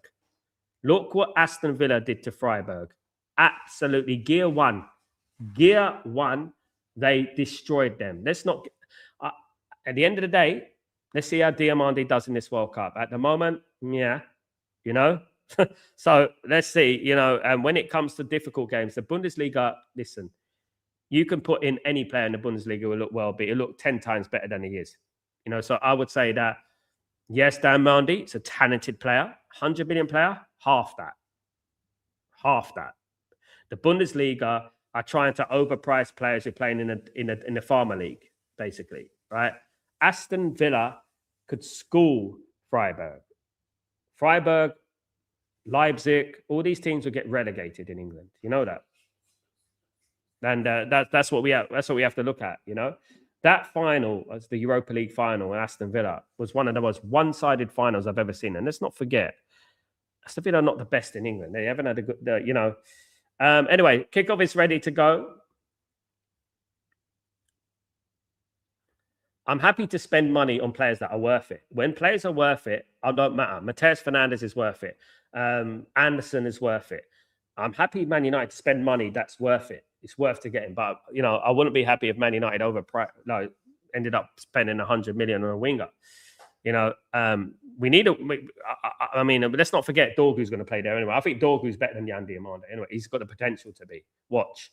You know, he's got the potential to be better. He's a good winger, but, you know, for 100 million, you've got to be special. You've got to be special. I don't think he's special. You've got to be proper, you know. I mean, I look at a player, right? And here's what my question to each and every one of you. These players, right? What's different about them? What's different? They run, they kick the ball, they cut in, they shoot. They run, they kick the ball, they cut in, they shoot. Like, you can talk about Ronaldinho, and you could talk about Rivaldo, and you could talk about Zidane. It's night and day, innit? They were different. They added something different. They were amazing. They're skillful. They could do something out of nothing. Right, that's not picking on Yan Diamande, but I'm using him as an example of the modern day footballer. Morgan Rogers, the same thing. What's special about them apart from pace? That's not special. Cutting in and shooting, that's not special. How many players out there in Europe now have got cutting and shoot, pace, and valued at 100 million? How many of them have we got? Same thing. It's why I like Nusa. That's why I like Nusa, because what I saw of Nusa, affecting the game in a positive way, getting a cross in, getting. I mean, that's more valuable than anything for me. You know, the getting a cross in and getting into the striker's head and stuff like that. You know, I always ask the question: what is special about that player? Because if we're going to spend that much money on him, why? I don't understand. But because there's nothing special. I mean, players now these days, they're getting gassed for having pace and power. That's it. When something that was just the norm back in the day, you know, that was the number one thing. You have that, and then you have everything else on top of that, or what you do. These days, no. Like, there's some players that weren't good enough for Man United back in the day who didn't sign for Man United, and they weren't good enough. They actually would be £100 million players now. You know, think about it. Chance here. Oh, it's a long ball from Korea. Korea already on the attack here. Korea are looking out. They are probing. They're looking to win this game. They want to win this game. They really do. They're probing a lot. Yeah, they're probing a lot. Big everyone who's joining me today. Go, guys. 0-0 between Mexico and South Korea, or Korea Republic, in the second game of this group, guys. Really, if this is a draw, both teams will have 4 points, you know. And that basically means that they are in the driving seat and they'll probably go through, definitely. It could be a case where both these teams win the last game as well. There's a chance for Mexico. Big chance. Oh, he's hit the side netting. Now, he lacked the composure there. Lack of composure. I mean, he needed to be a little bit more cute with that finish there. That was just smashed it into the corner. He just smashed it into the corner. The number 20, number 23. Gallardo, that was. Well, you could argue that Gallardo is a left back. That's look, guys, you know who that is? That's a left back. Gallardo, right? That is a left back. And look how far up the pitch he is. He's 31 years old. Look how far up the pitch he is. Look at the overlapping run and contributed towards the attack. That's what I'm talking about. Plays for Toluca in Mexico. Contributing towards the attack. That's what your fullbacks need to do, isn't it? Jay, that's why it annoys me about Ahmad. Good player, but never puts in a cross, never greedy, cuts in and shoots every time. Too predictable. People think when you say these things, you're picking on them. You know, this is a snowflake mentality that we need to get away from. Ahmad is not even as good as Luke Chadwick. Let's be real, right? And we're gaslighting them into something like amazing. Like, for Man United. Don't care about what happens in international football, because international football is different. You know, he needs to be better. He needs to do better. He had a poor season last season. You know.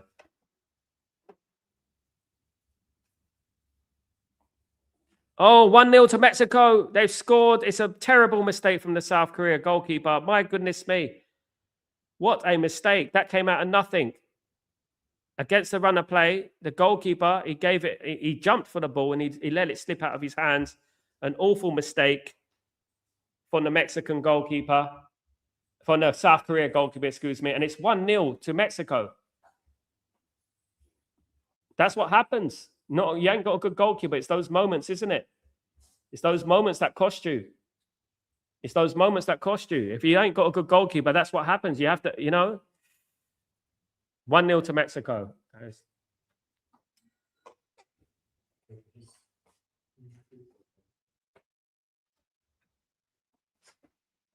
One 0 Unbelievable. Oh well, he jumped on top of the player. What he should have done, he should have just punched it. He should have just bloody punched it. What's he doing? Oh, mate, what is he doing there? Unbelievable. He should have just punched the ball. Well, Mexico 1-0 up. There you go. Mexico will qualify, I think, almost. They should qualify. They will qualify for the next round. Mexico 1, South Korea 0, guys. Poor mistake from the goalkeeper. A poor mistake from the goalkeeper. Really was. It was, disappointing in the goalkeeper there. Really disappointed in that. Disappointing mistake from the keeper. Well, South Korea got all to do. South Korea played pretty well in this game so far, but, that's what happens, isn't it? Mistake out of nothing and then you're losing 1-0. Do you know what I mean? So, yeah, South Korea got to now pick themselves up.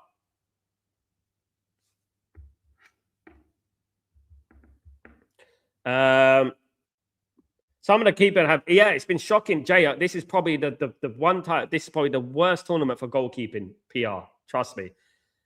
Some of the worst goalkeeping I've ever seen. People were gaslighting Messi. That goalkeeper performance from Zidane's son, Zinedine Zidane's son, was probably one of the worst performances I've seen. But that Qatar performance from the goalkeeper was awful today. Now, another mistake from the goalkeeper. Yeah, the goalkeeper's like, so thank God we got Sene Damans. You know what I mean? Thank God. Because the goalkeeping situation has been terrible, in this tournament. Hello, Lisa. How you doing, my friend? Hope you're doing well. Good to see you. Hope everything is good with you. Good morning to everyone joining me today, of course. 1-0 to Mexico, courtesy of a howler from the goalkeeper. A howler from the goalkeeper. He was relatively quiet. His name's Kim. There's is Seong Gil Kim. He plays for FC Tokyo as well. Yeah,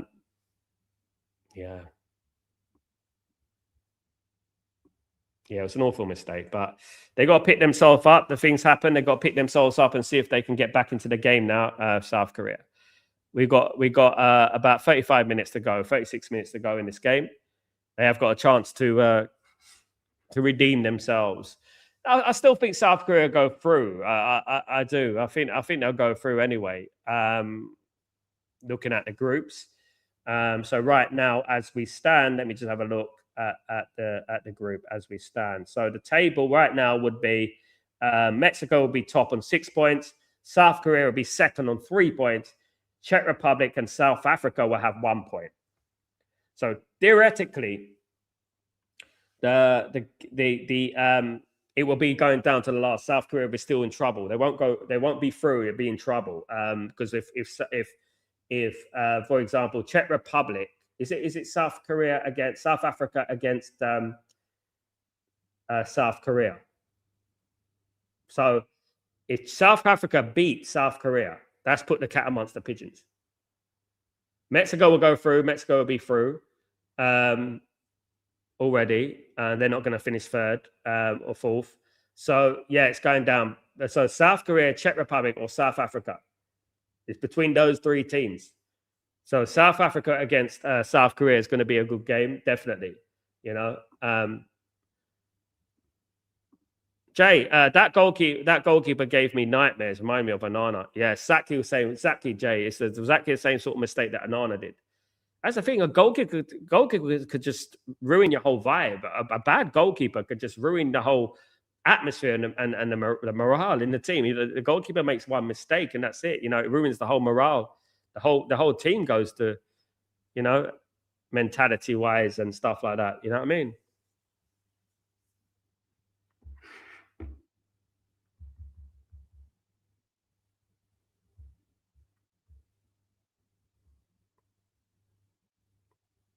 Big guy, everyone. Don't forget to subscribe if you're new, guys. Don't forget to smash a like on the video, guys. If you're lurking in the background, don't forget. Thank you, guys. Thank you, everyone who's joined me today. Thank you, everyone who's showing support for the channel. Really appreciate it. Really do. Let's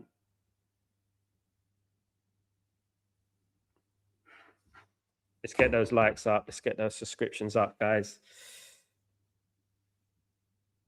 We literally got like 35 minutes of the game to go. South Korea have to do something in this game if they're going to get back into it. They have to try and do something in this game. They were had a good game, to be honest. I thought that South Korea actually the better side throughout the game. I thought they were actually the better side. But that's what happens, isn't it? It's how you respond, which is key. It's how you respond. That's the key for it. That's the key for South Korea. They have to respond. Anyway, they're coming out here. They are trying to keep the ball. It's a foul for Korea. Can they get back into the game here? Quinones with the foul. Great atmosphere here in Guadalajara, of course, in Mexico. England could quite possibly be playing in Mexico if things go well. They could end up playing Mexico. Obviously, England have to negotiate themselves, of course. So there is a last 32. They could possibly play Mexico in the last 16. Yeah, they have to. England will face probably a difficult last 32 tie. I think it is possible that England could play Portugal. But what I mean, imagine England play Portugal, knock out Portugal. What? Yeah, I mean, that'd be a good confidence booster, wouldn't it? Be a difficult game though. Mentality-wise, England don't do well against Portugal. No, historically they don't. So it'd be a difficult game, very difficult game. You have to change the narratives in football. You have to try and do something that you haven't done before. But yeah, it's a difficult game. You would much rather play Portugal in a semi or something. You know what I mean? Something like that. Not in the last 32. I mean, it's crazy. And I guarantee you some of those teams are going to be playing easy games and stuff like that. I mean, let's not forget, let's not forget that Croatia is a very good team, you know, and they had to play Croatia as well.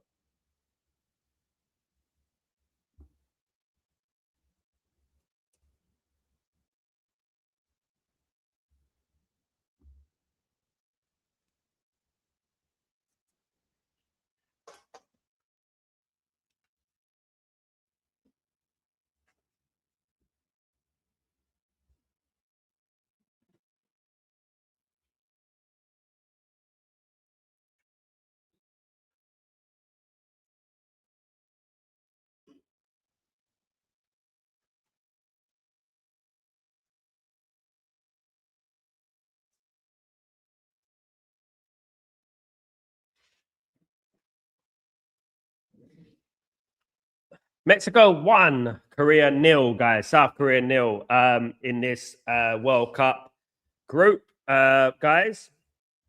World Cup group is hotting up. Group A.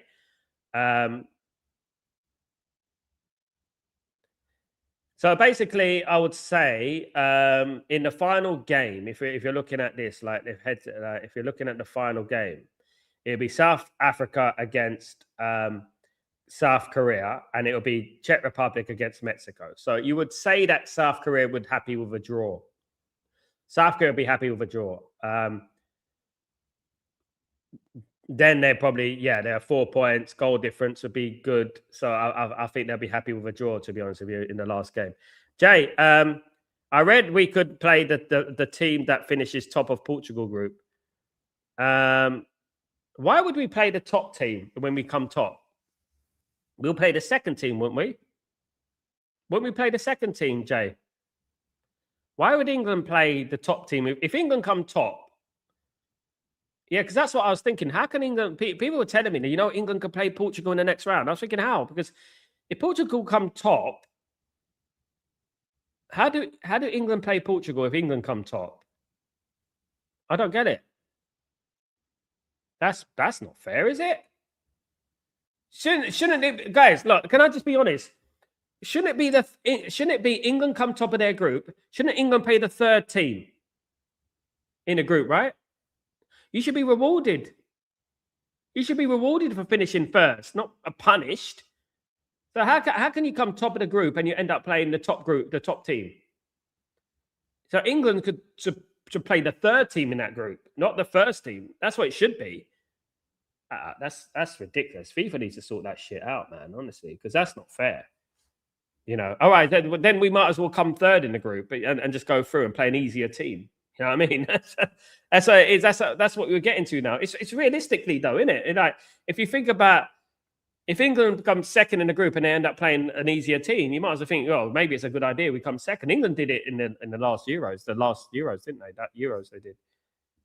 So let's have a look. Let me have a look at this. So basically, England potential World Cup route. Okay, let's have a look.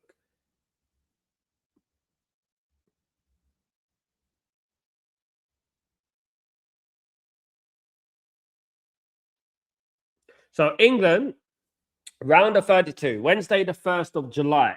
Right? England could play versus Group E, H, I, J, K. Third place. It's right. It's third place. So it says here, if England top Group L, they would face one of the 8 teams who have qualified for the knockouts in the third place. Third place. Wouldn't it be our luck if we get Portugal? Portugal come third.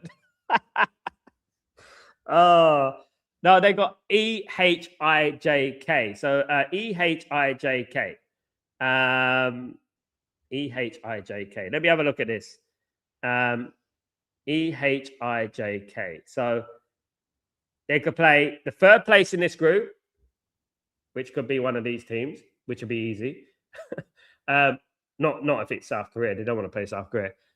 Let me have a look at this. So if we look at the groups, have a look at the tables. EHIJK. EHIJK. World Cup. There we go. So E, we could play Germany, Ivory Coast, Ecuador, Curacao. It won't be Curacao. They're going out. So England could possibly play Ecuador again, or Ivory Coast. I think they'll play Ecuador. EHIH. They could play. They might play Spain. Oh, goodness me, Spain are going to win the group. They could play Saudi Arabia, Uruguay, or Uruguay is a difficult game. They could play Senegal. They could play one of them teams. They could play Algeria or Jordan. At this moment in time, Portugal are third. I don't think Portugal finished third. Portugal, who they got next? Uzbekistan or Colombia? Yeah, I don't think so. I don't think they'll play Portugal. But yeah, this is what it says. So why are people saying we're going to play Portugal? If Portugal will come second or first in the group, England can't play them. Don't get it. If Portugal finished third, imagine we play Spain and finish third. Wouldn't that? But one thing I would say about it, let me just say this, right? I've always believed that if you want to be the best, you got to beat the best. I've always believed that. Man United did it. We had, Jay, we had some massive games. Juventus, Bayern Munich, Inter Milan. It was non-stop when we won the treble, wasn't it? If you want to be the best, you got to beat the best, and that's as simple as that. Eventually, You're going to come, whether you get knocked out in the last 16, the last 32, the last quarterfinal, the semi-final, it doesn't matter. You're going to have to play big teams. And I actually feel like if you play a Portugal or a Spain and you knock them out, right, that will give you so much confidence going through the next round, to the confidence. Whereas, like, for example, if you beat Ecuador, or no disrespect, you go out there and beat, a Czech Republic or something in the last 32. It's not really like surprising, isn't it? It's not like, wow, you know what I mean?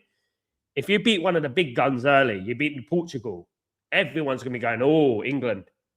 You know what I mean? Everyone's going to go, oh, they're serious. You know what I mean? Whereas if you beat Ecuador, one of those Uruguay are good, but even Uruguay, if you beat one of them, you're like, yeah, but they haven't really played one of the big guns yet. That's what they're going to say. I've always believed that to be the best, you got to beat the best, and just bring it on. And that's the mentality I have. Just bring it on, see what you got. I ain't been impressed with Portugal, but the problem with England, the only problem I have with England, right? England play the name. They don't play the game. They play the name. England will play Portugal and go, oh, Portugal, off, and they make it incredibly difficult for themselves.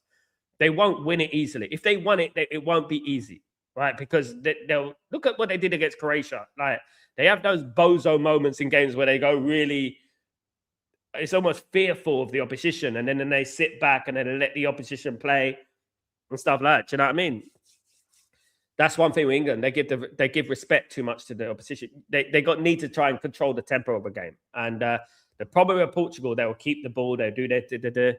England got to realize that if they want to be the world champions, if they want to win a tournament, they're going to have to beat these kind of teams, because over the years we have struggled in the World Cup in particular against these type of teams. As soon as, like last time, 2022, as soon as we come up against France, what happens? You know what I mean? Even though France were there for the taking, we lose. You know what I mean? That's what happens. And England would have went to the final probably in that game, in that tournament. That's what happens, Obviously, like, the further you get in the tournament, but I do think that sometimes it's a right to play big teams. It's a right to play big teams early. It's a right to have a difficult game earlier on, because I think it only adds confidence if you win. What I would say. In all honesty, it only adds confidence, I would say. But let's wait and see what happens. Obviously, it's a lot to go in England. They've still got to play Ghana yet.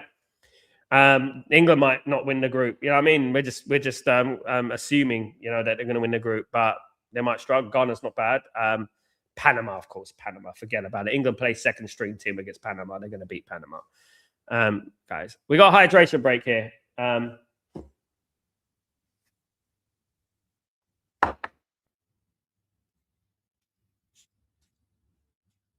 This is my hydration break. There you go. That smells nice. It's nice to have a good smell in the morning. It frees up the lungs. You know what I mean?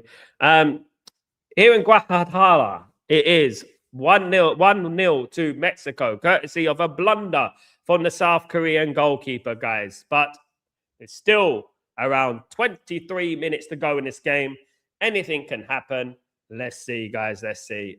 There's still about 23 minutes to go.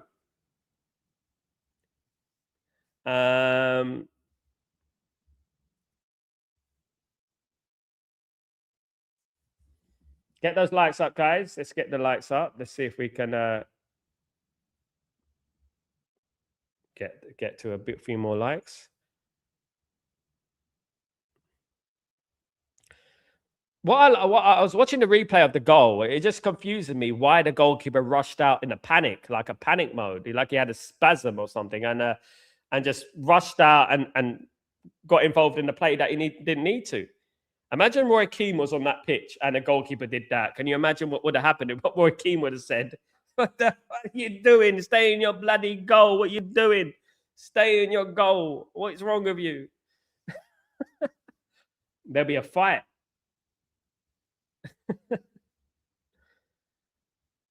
I know a few Mexican people, but I actually know someone who lives in Guadalajara. I like Mexicans. They're good people. I get on with them.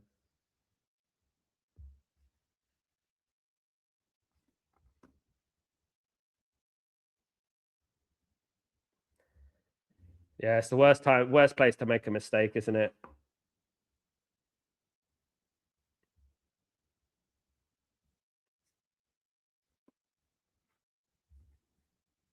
The worst place to time to make a mistake.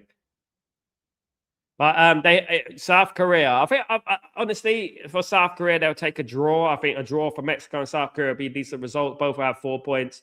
Czech Republic will have 1 point. You know, Scotland against Morocco is going to be a decent game. That is tonight, isn't it? Well, tomorrow for me. So Scotland against Morocco tomorrow is at my time.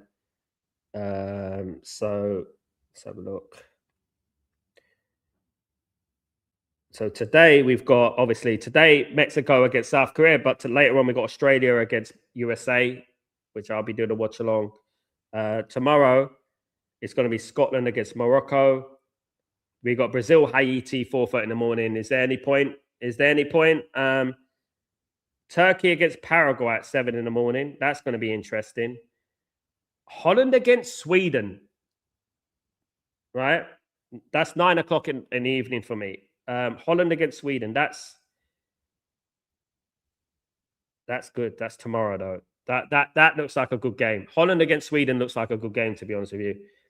Netherlands against Sweden. That should be a good game. I mean, that one I can't predict. I can't predict that one.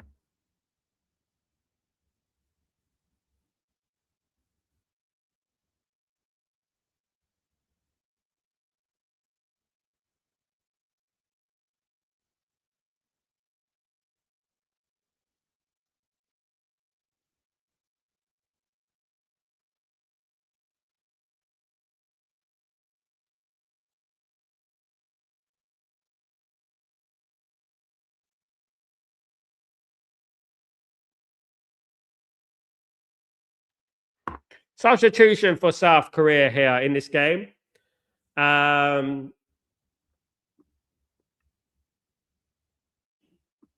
Just read out the substitutions for you. So basically, the substitution is so we've got 71 minutes. We got 71. We got Hyun Jun Yang coming on, Moon Hwan Kim coming off, Ji Song coming on, and we got Jung Woo Seul coming off. In regards to Mexico have also made a couple of changes. They got Obed Vargas coming on, and they got Luis Romo coming off. The experience. We got Orbelin Pineda coming on, and we got Brian Gutierrez coming off. Orbian Pineda plays for Athens in Greece. AOK. We got Obed Vargas, who plays for Atletico Madrid. Guys, he's coming on. He's on the bench. In regards to Ji Song he plays for Swansea City. Just to let you know, this player, he is a left winger. He's playing for South Korea. And Hyun Jun Young plays for Celtic, and he's a right winger. So a couple of European-based players coming on, guys. A couple of European-based players coming on. So just to let you know, of course. Big up everyone. Don't forget to smash a like on the stream if you could do that. Thanks, guys. I will be late. I'll be here live, guys, for the latest and the greatest in regards to Manchester United. Of course, we got the Breaking Dawn coming up a bit later on, guys. Don't forget, we got that coming up. Don't forget to join me for Breaking Dawn, of course. So yeah, I'll see you for that. I'll see you for that, of course. Breaking Dawn in. Now I'm yawning. All the latest Manchester United news in a bundle. There we go. But this game, we've got about 17 minutes to go. Foul for Mexico. No. We've got about 17 minutes to go. Of South Korea got to try and squeeze a point out of this game. If South Korea get a draw, it's Mexico, South Korea going to top 2. If they lose, then it opens the door for South Africa to get through, and Czech Republic to get through if they lose. That's one of the first and second places. But here come Mexico on the left-hand side. Lots of pace here. Great 1-2. Chance. He's on the left. He gets the cross in. No, he didn't quite reach it. Was it good? Was it Quinones didn't quite reach it there? Vargas, the player that's come on, Vargas was the one who passed the ball. Quinones couldn't quite reach it. The ball was a little bit heavy. The ball was a little bit heavy.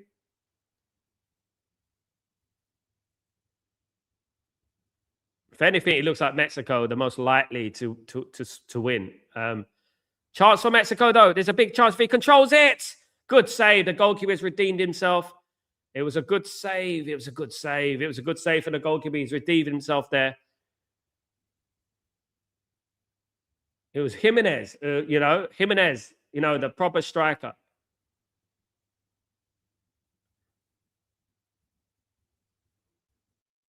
Oh, it's a good save. I think the goalkeeper. If South Korea get the but win, both Czech and it's over. Nearly. One of them win. They'll have 4 points and they can still go through in the third place position, depending on what happens, of course. If one of them win, I think 4 points would be enough. Maybe I think most of them, because obviously 8 out of the 12 groups. So A, B, C, D, E, F, G, H, I, J, K, L. I think it goes up to L, doesn't it? It goes up to L. So here comes South Korea on the right hand side. Can they equalize? He's missed it. Oh my goodness! I thought he was gonna tap it in. Offside. I thought that was going to be a chance. I thought it was going to be 1-1 there. It was close. It crossed it. It just missed him about an inch. He was offside in the end on the wing. He wouldn't have counted. But that's what South Korea need to do. They need to get that ball in the box. It was offside in the end, but they need to get that ball in the box. That's exactly what South Korea need to do. Try and get that ball into the box quickly.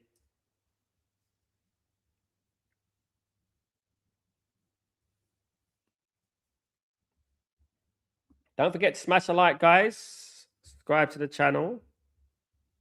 Thank you, everyone, supporting the channel.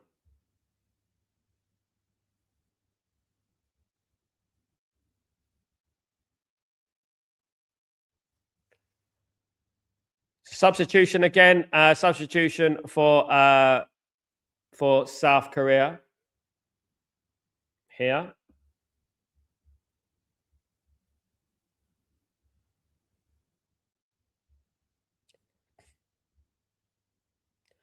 Sung Hyul Paik is coming on.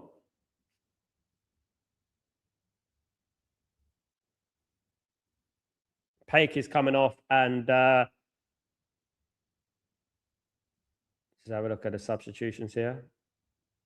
Yeah, Sung Hyul Paik is coming off. Ju Sung Cho is coming on for South Korea.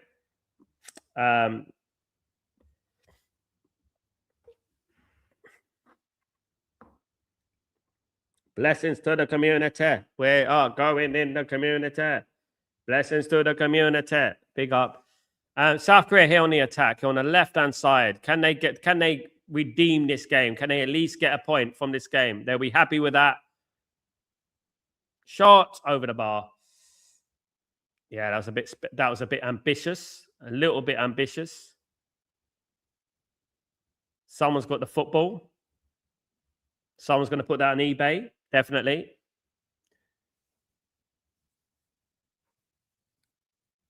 Definitely someone's going to put that on eBay, 100%.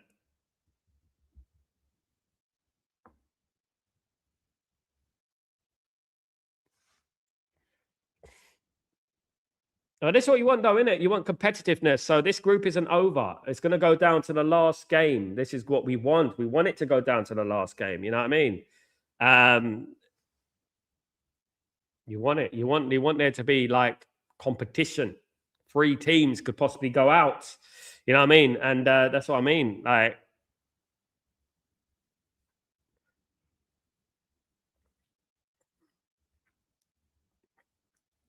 yeah, I was disappointed in Ghana, to be honest. Ghana against Panama. Ghana were lucky. They scored a 94th minute winner against Panama, didn't they? You know?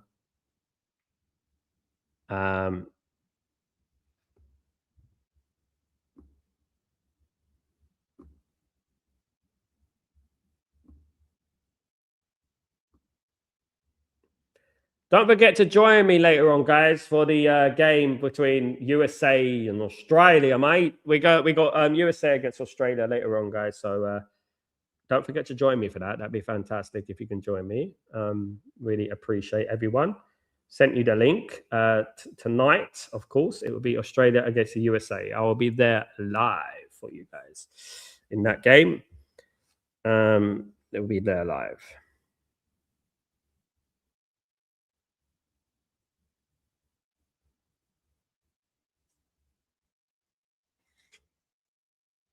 Raul Jimenez has come on, the number 9, of course, the legend of Mexican football, Raul Jimenez. He's coming off.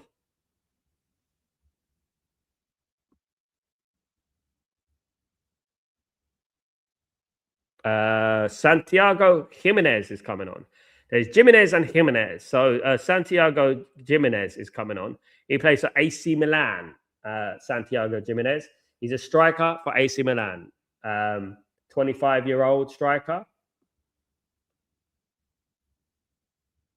for AC Milan. They've got some players in this squad, you know. They've got some players in this squad playing in Europe, and lots of them. I don't know why United are not looking at some of their players, go scouting a little bit more potently. That'd be great. If United managed to scout, wouldn't that be a turn up for the books? Do you know what I mean? Rather than looking at the obvious, but here we are. Straight at the goalkeeper. Guys, don't forget to subscribe to the channel. Let's get to 600. Let's get to 14,600. We're in 14,585 at the moment. We're stuck on that, man. We need to get those subscriptions up, guys. Come on, let's get subscribes up. My aim was to get to 15,000 by the end of this tournament. Come on, guys, just a few hundred. We need to get to 15,000 subscribers by the end of the tournament. If we could do that, it'd be fantastic. Well, let's get all the likes up, and let's see if we can get the algorithms moving, guys. Speaking of moving, South Korea need to get a move on. That we got about 9 minutes of this game, 8 minutes of this game, plus injury time to go. They need to equalize. Otherwise, they're going to be in a lot of pressure in the final game, definitely. They will be playing South Africa in the final game. South Africa yesterday, especially in the second half, played incredibly well. And yeah, they're fortunate with the penalty. I would say that, to say the least. It was a fortunate penalty, but they played well in the second half and probably deserved it. But South Korea against South Africa, you know, it's going to be a very, very nervous game. You don't want to get to that position, do you? You know, you don't want to get to that position. You know, if this is a draw, South Korea would only need a draw, really, wouldn't they? You know, they would only need, wouldn't even have to worry too much. You know, so that's the difference, isn't it? Whereas in trouble.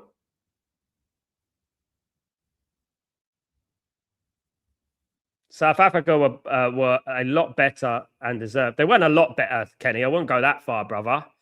They were good in for 30 minutes. They had a fortunate penalty, I felt. Czech Republic should have had the game dead and buried in the first half, Kenny. What game was you watching? They should have won 3 or 4-1 in the end. But South Africa came into the game in the second half and got more into the game as the game went on.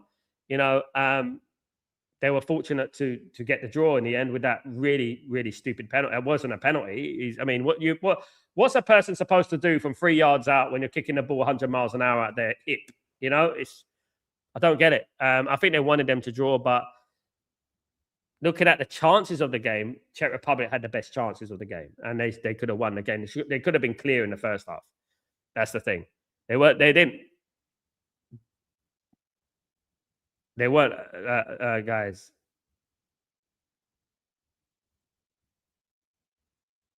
They weren't a lot better. They were a lot better to themselves. They played better in the second half, but they weren't a lot better than Czech Republic. No.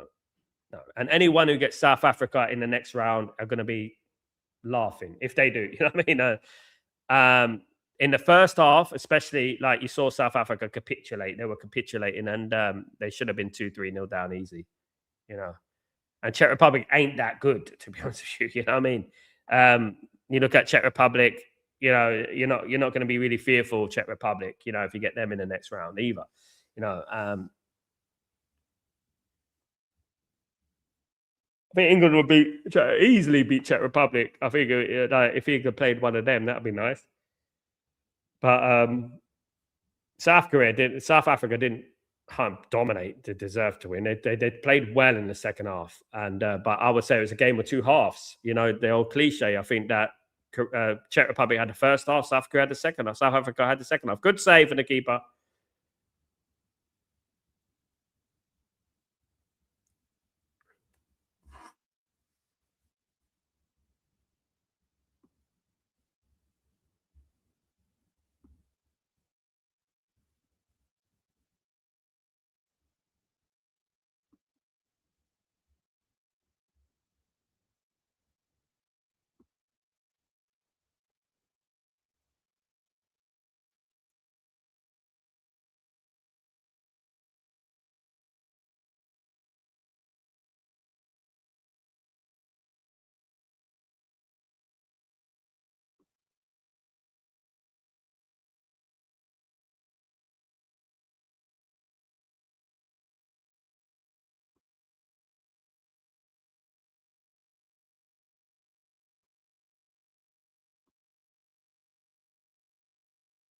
Got about 5 minutes to go, guys. They got a lot to do here.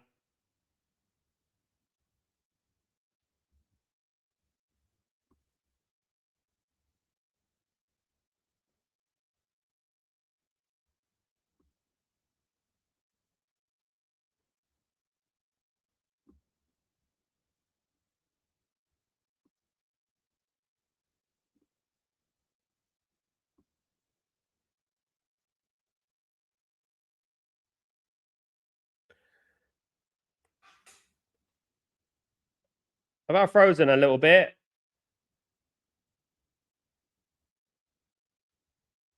Now I'm back. I'm back, guys. Sorry about that. Sorry about that.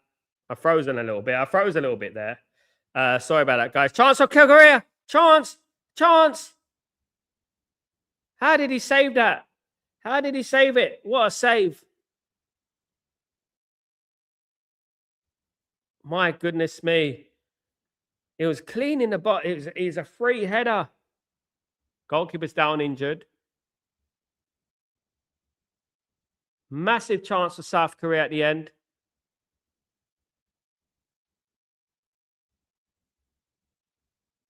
Yeah, he should score there. There are two chances. The header, yeah, just wasn't clinical enough, the header. There are two chances there. There was a massive chance that the goalkeeper did incredibly well. I don't know why the goalkeeper is pretending he's injured, but yeah, the goalkeeper did incredibly well there.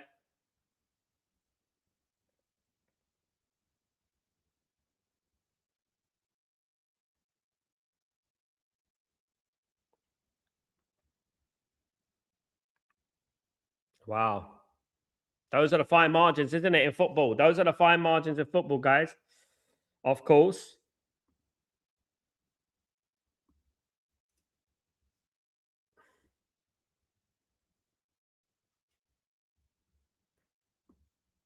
That could have been, I mean, that would have been so good for Korea there if they managed to equalize. Yeah, it was a great save. The goalkeeper has redeemed himself though from the mistake. He's made a couple of excellent saves. Yeah, but it was a really bad mistake from the Korean goalkeeper. I mean, it looks like it's going to cost them dearly. It was a really bad mistake, to be honest with you. Yeah, probably will cost them in the end. Still 1-0. We've only got a few minutes to go of the game, guys. Couple of minutes to go of the game. Still 1-0.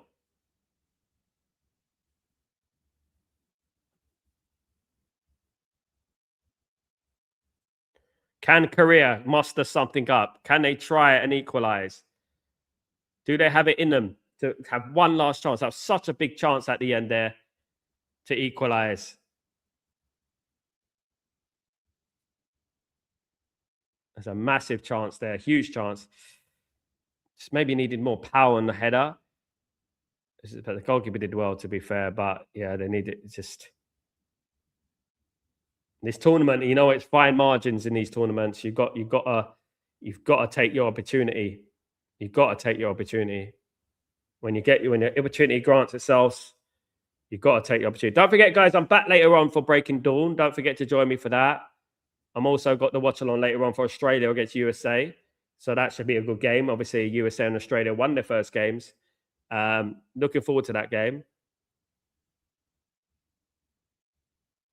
Foul for, is it a foul? Is it a foul for Mexico? No, it's a throw into Mexico. Just going to see how many minutes is going to be added on. We're going to find out here.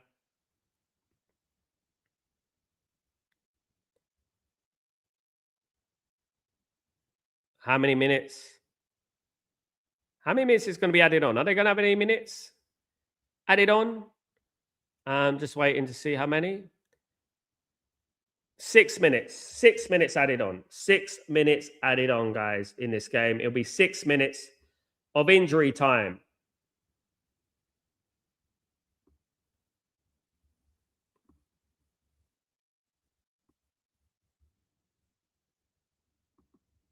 For South Korea. Can South Korea get a draw? Can they get a draw? Greg, what's going on? I can't believe you're awake. I told you I'll be awake. Said I'll be awake, Greg. I'm awake. Live and live in color. I'm awake. Yeah, man. It's dedication for ya. Dedication. I'll still be awake as well. I'm not going to bed. I've got Breaking Dawn at 7 a.m. UK. Well, 10 a.m. my time and 8 a.m. Central European time. Cross comes in. Jeez. Is it a corner to Korea? It is a corner to South Korea. We got a corner in the last minutes, guys. They got 5 minutes of injury time left to save themselves. Mexico is still winning 1-0 courtesy of a goalkeeping blunder, guys. But can Korea get something from this game? It's going to be a corner to South Korea. Corner to South Korea. Cross comes in. Header. Oh, goodness me. It was a poor header. It was a poor header in the end. Way wide. Lack of, what's he doing there? That was a terrible header. Terrible header in the end. They're running out of time, Korea. They've got 4 minutes of injury time left. They are running out of time. They would be happy with a draw. If they got a draw, 4 points, 2 games, they'll be happy with that. If they lose this game, obviously they have 3 points and they're going to have to play the final game against South Africa. And basically almost winner takes all, because obviously the third place sort of could go through with 4 points, if I'm being honest. So almost. So that's going to be the last thing you want is a direct shootout with the final game of the group. That's the last thing you want. You know, it's going to be nerve-wracking. Here comes South Korea, though. Oh, it's a good tackle. So, Mexico are very solid. Defensively, very, very solid. I've been impressed with their defensive work. They don't concede much. If you get an opportunity against Mexico, you're going to have to take your opportunity 100%. You're going to have to take your opportunity if you get an opportunity against them.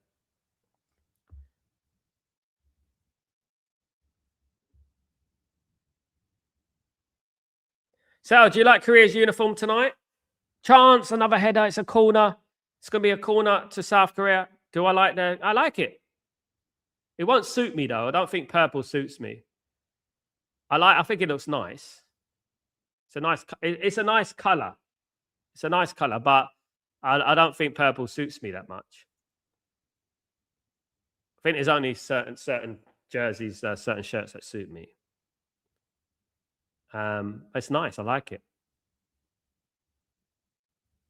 My favorite color is red, but red don't suit me.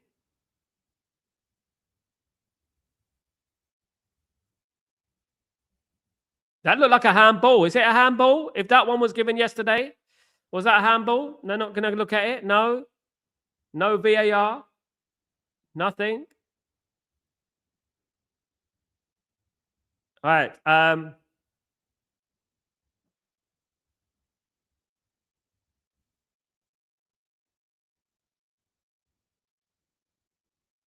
Corner for Korea here. Cross comes in. Header, no. Yeah, it's just two floated in. It's cleared away for Mexico. They got 2 minutes, Korea. They got to just go for it. Obviously, they've got to be careful not to concede another one because obviously this could come down to goal difference in regards to the third place finish.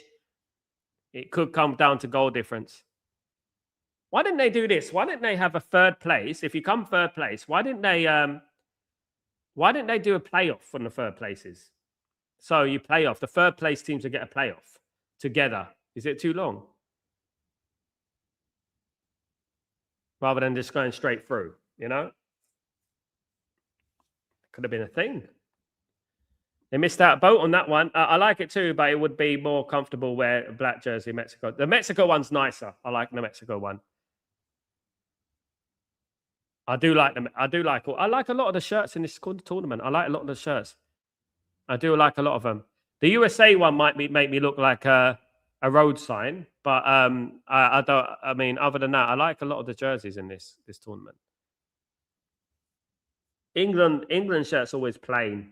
England, I don't like England shirt. I mean, they're always a little bit plain. They always look the same.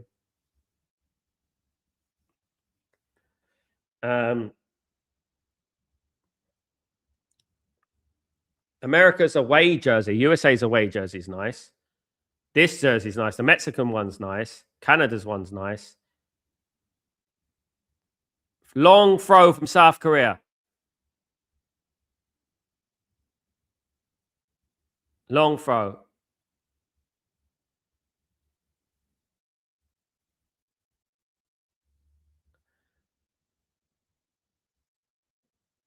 And it's full time, guys. It's full time. Mexico have defeated South Korea, guys. Mexico have defeated South Korea. It is full time. It has finished 1-0 to Mexico, courtesy of a mistake from the goalkeeper. It's proved costly. That means South Korea have 2 points. Mexico have 6 points and are basically through. We've got South Africa and we've got Czech Republic on 1 point. It is going down to the last game, guys. We've got the last game that is going down to the last game. They are, look, Mexico are through, more or less. Korea against South Korea against South Africa. Winner takes all, basically. That's what it is. Obviously, Czech Republic against Mexico too. Could have 4 points each. That's what I'm talking about, goal difference, you know, at the end of the day. But guys, it's been fantastic. It's been a ride. Thank you everyone who's joined me this morning. I really appreciate you. It's been an early morning for me, of course. Thank you everyone in the stream. Thank you everyone supporting the channel as usual. And I will see you later on for Breaking Dawn, guys. Don't forget to join me for that in a few hours. Literally 3 hours from now, I'll be live for Breaking Dawn. And guys, don't forget, I've got USA against Australia, mate, later on tonight. So don't forget to join me for that as well, guys. So hopefully see you all there. Have a great day, evening, night, morning, wherever you are in the world. I shall see you through the window. And blessings to the community. Friday. Happy Friday. Thank God it's Friday. Let's see. Let's have a good one. See you soon. Peace.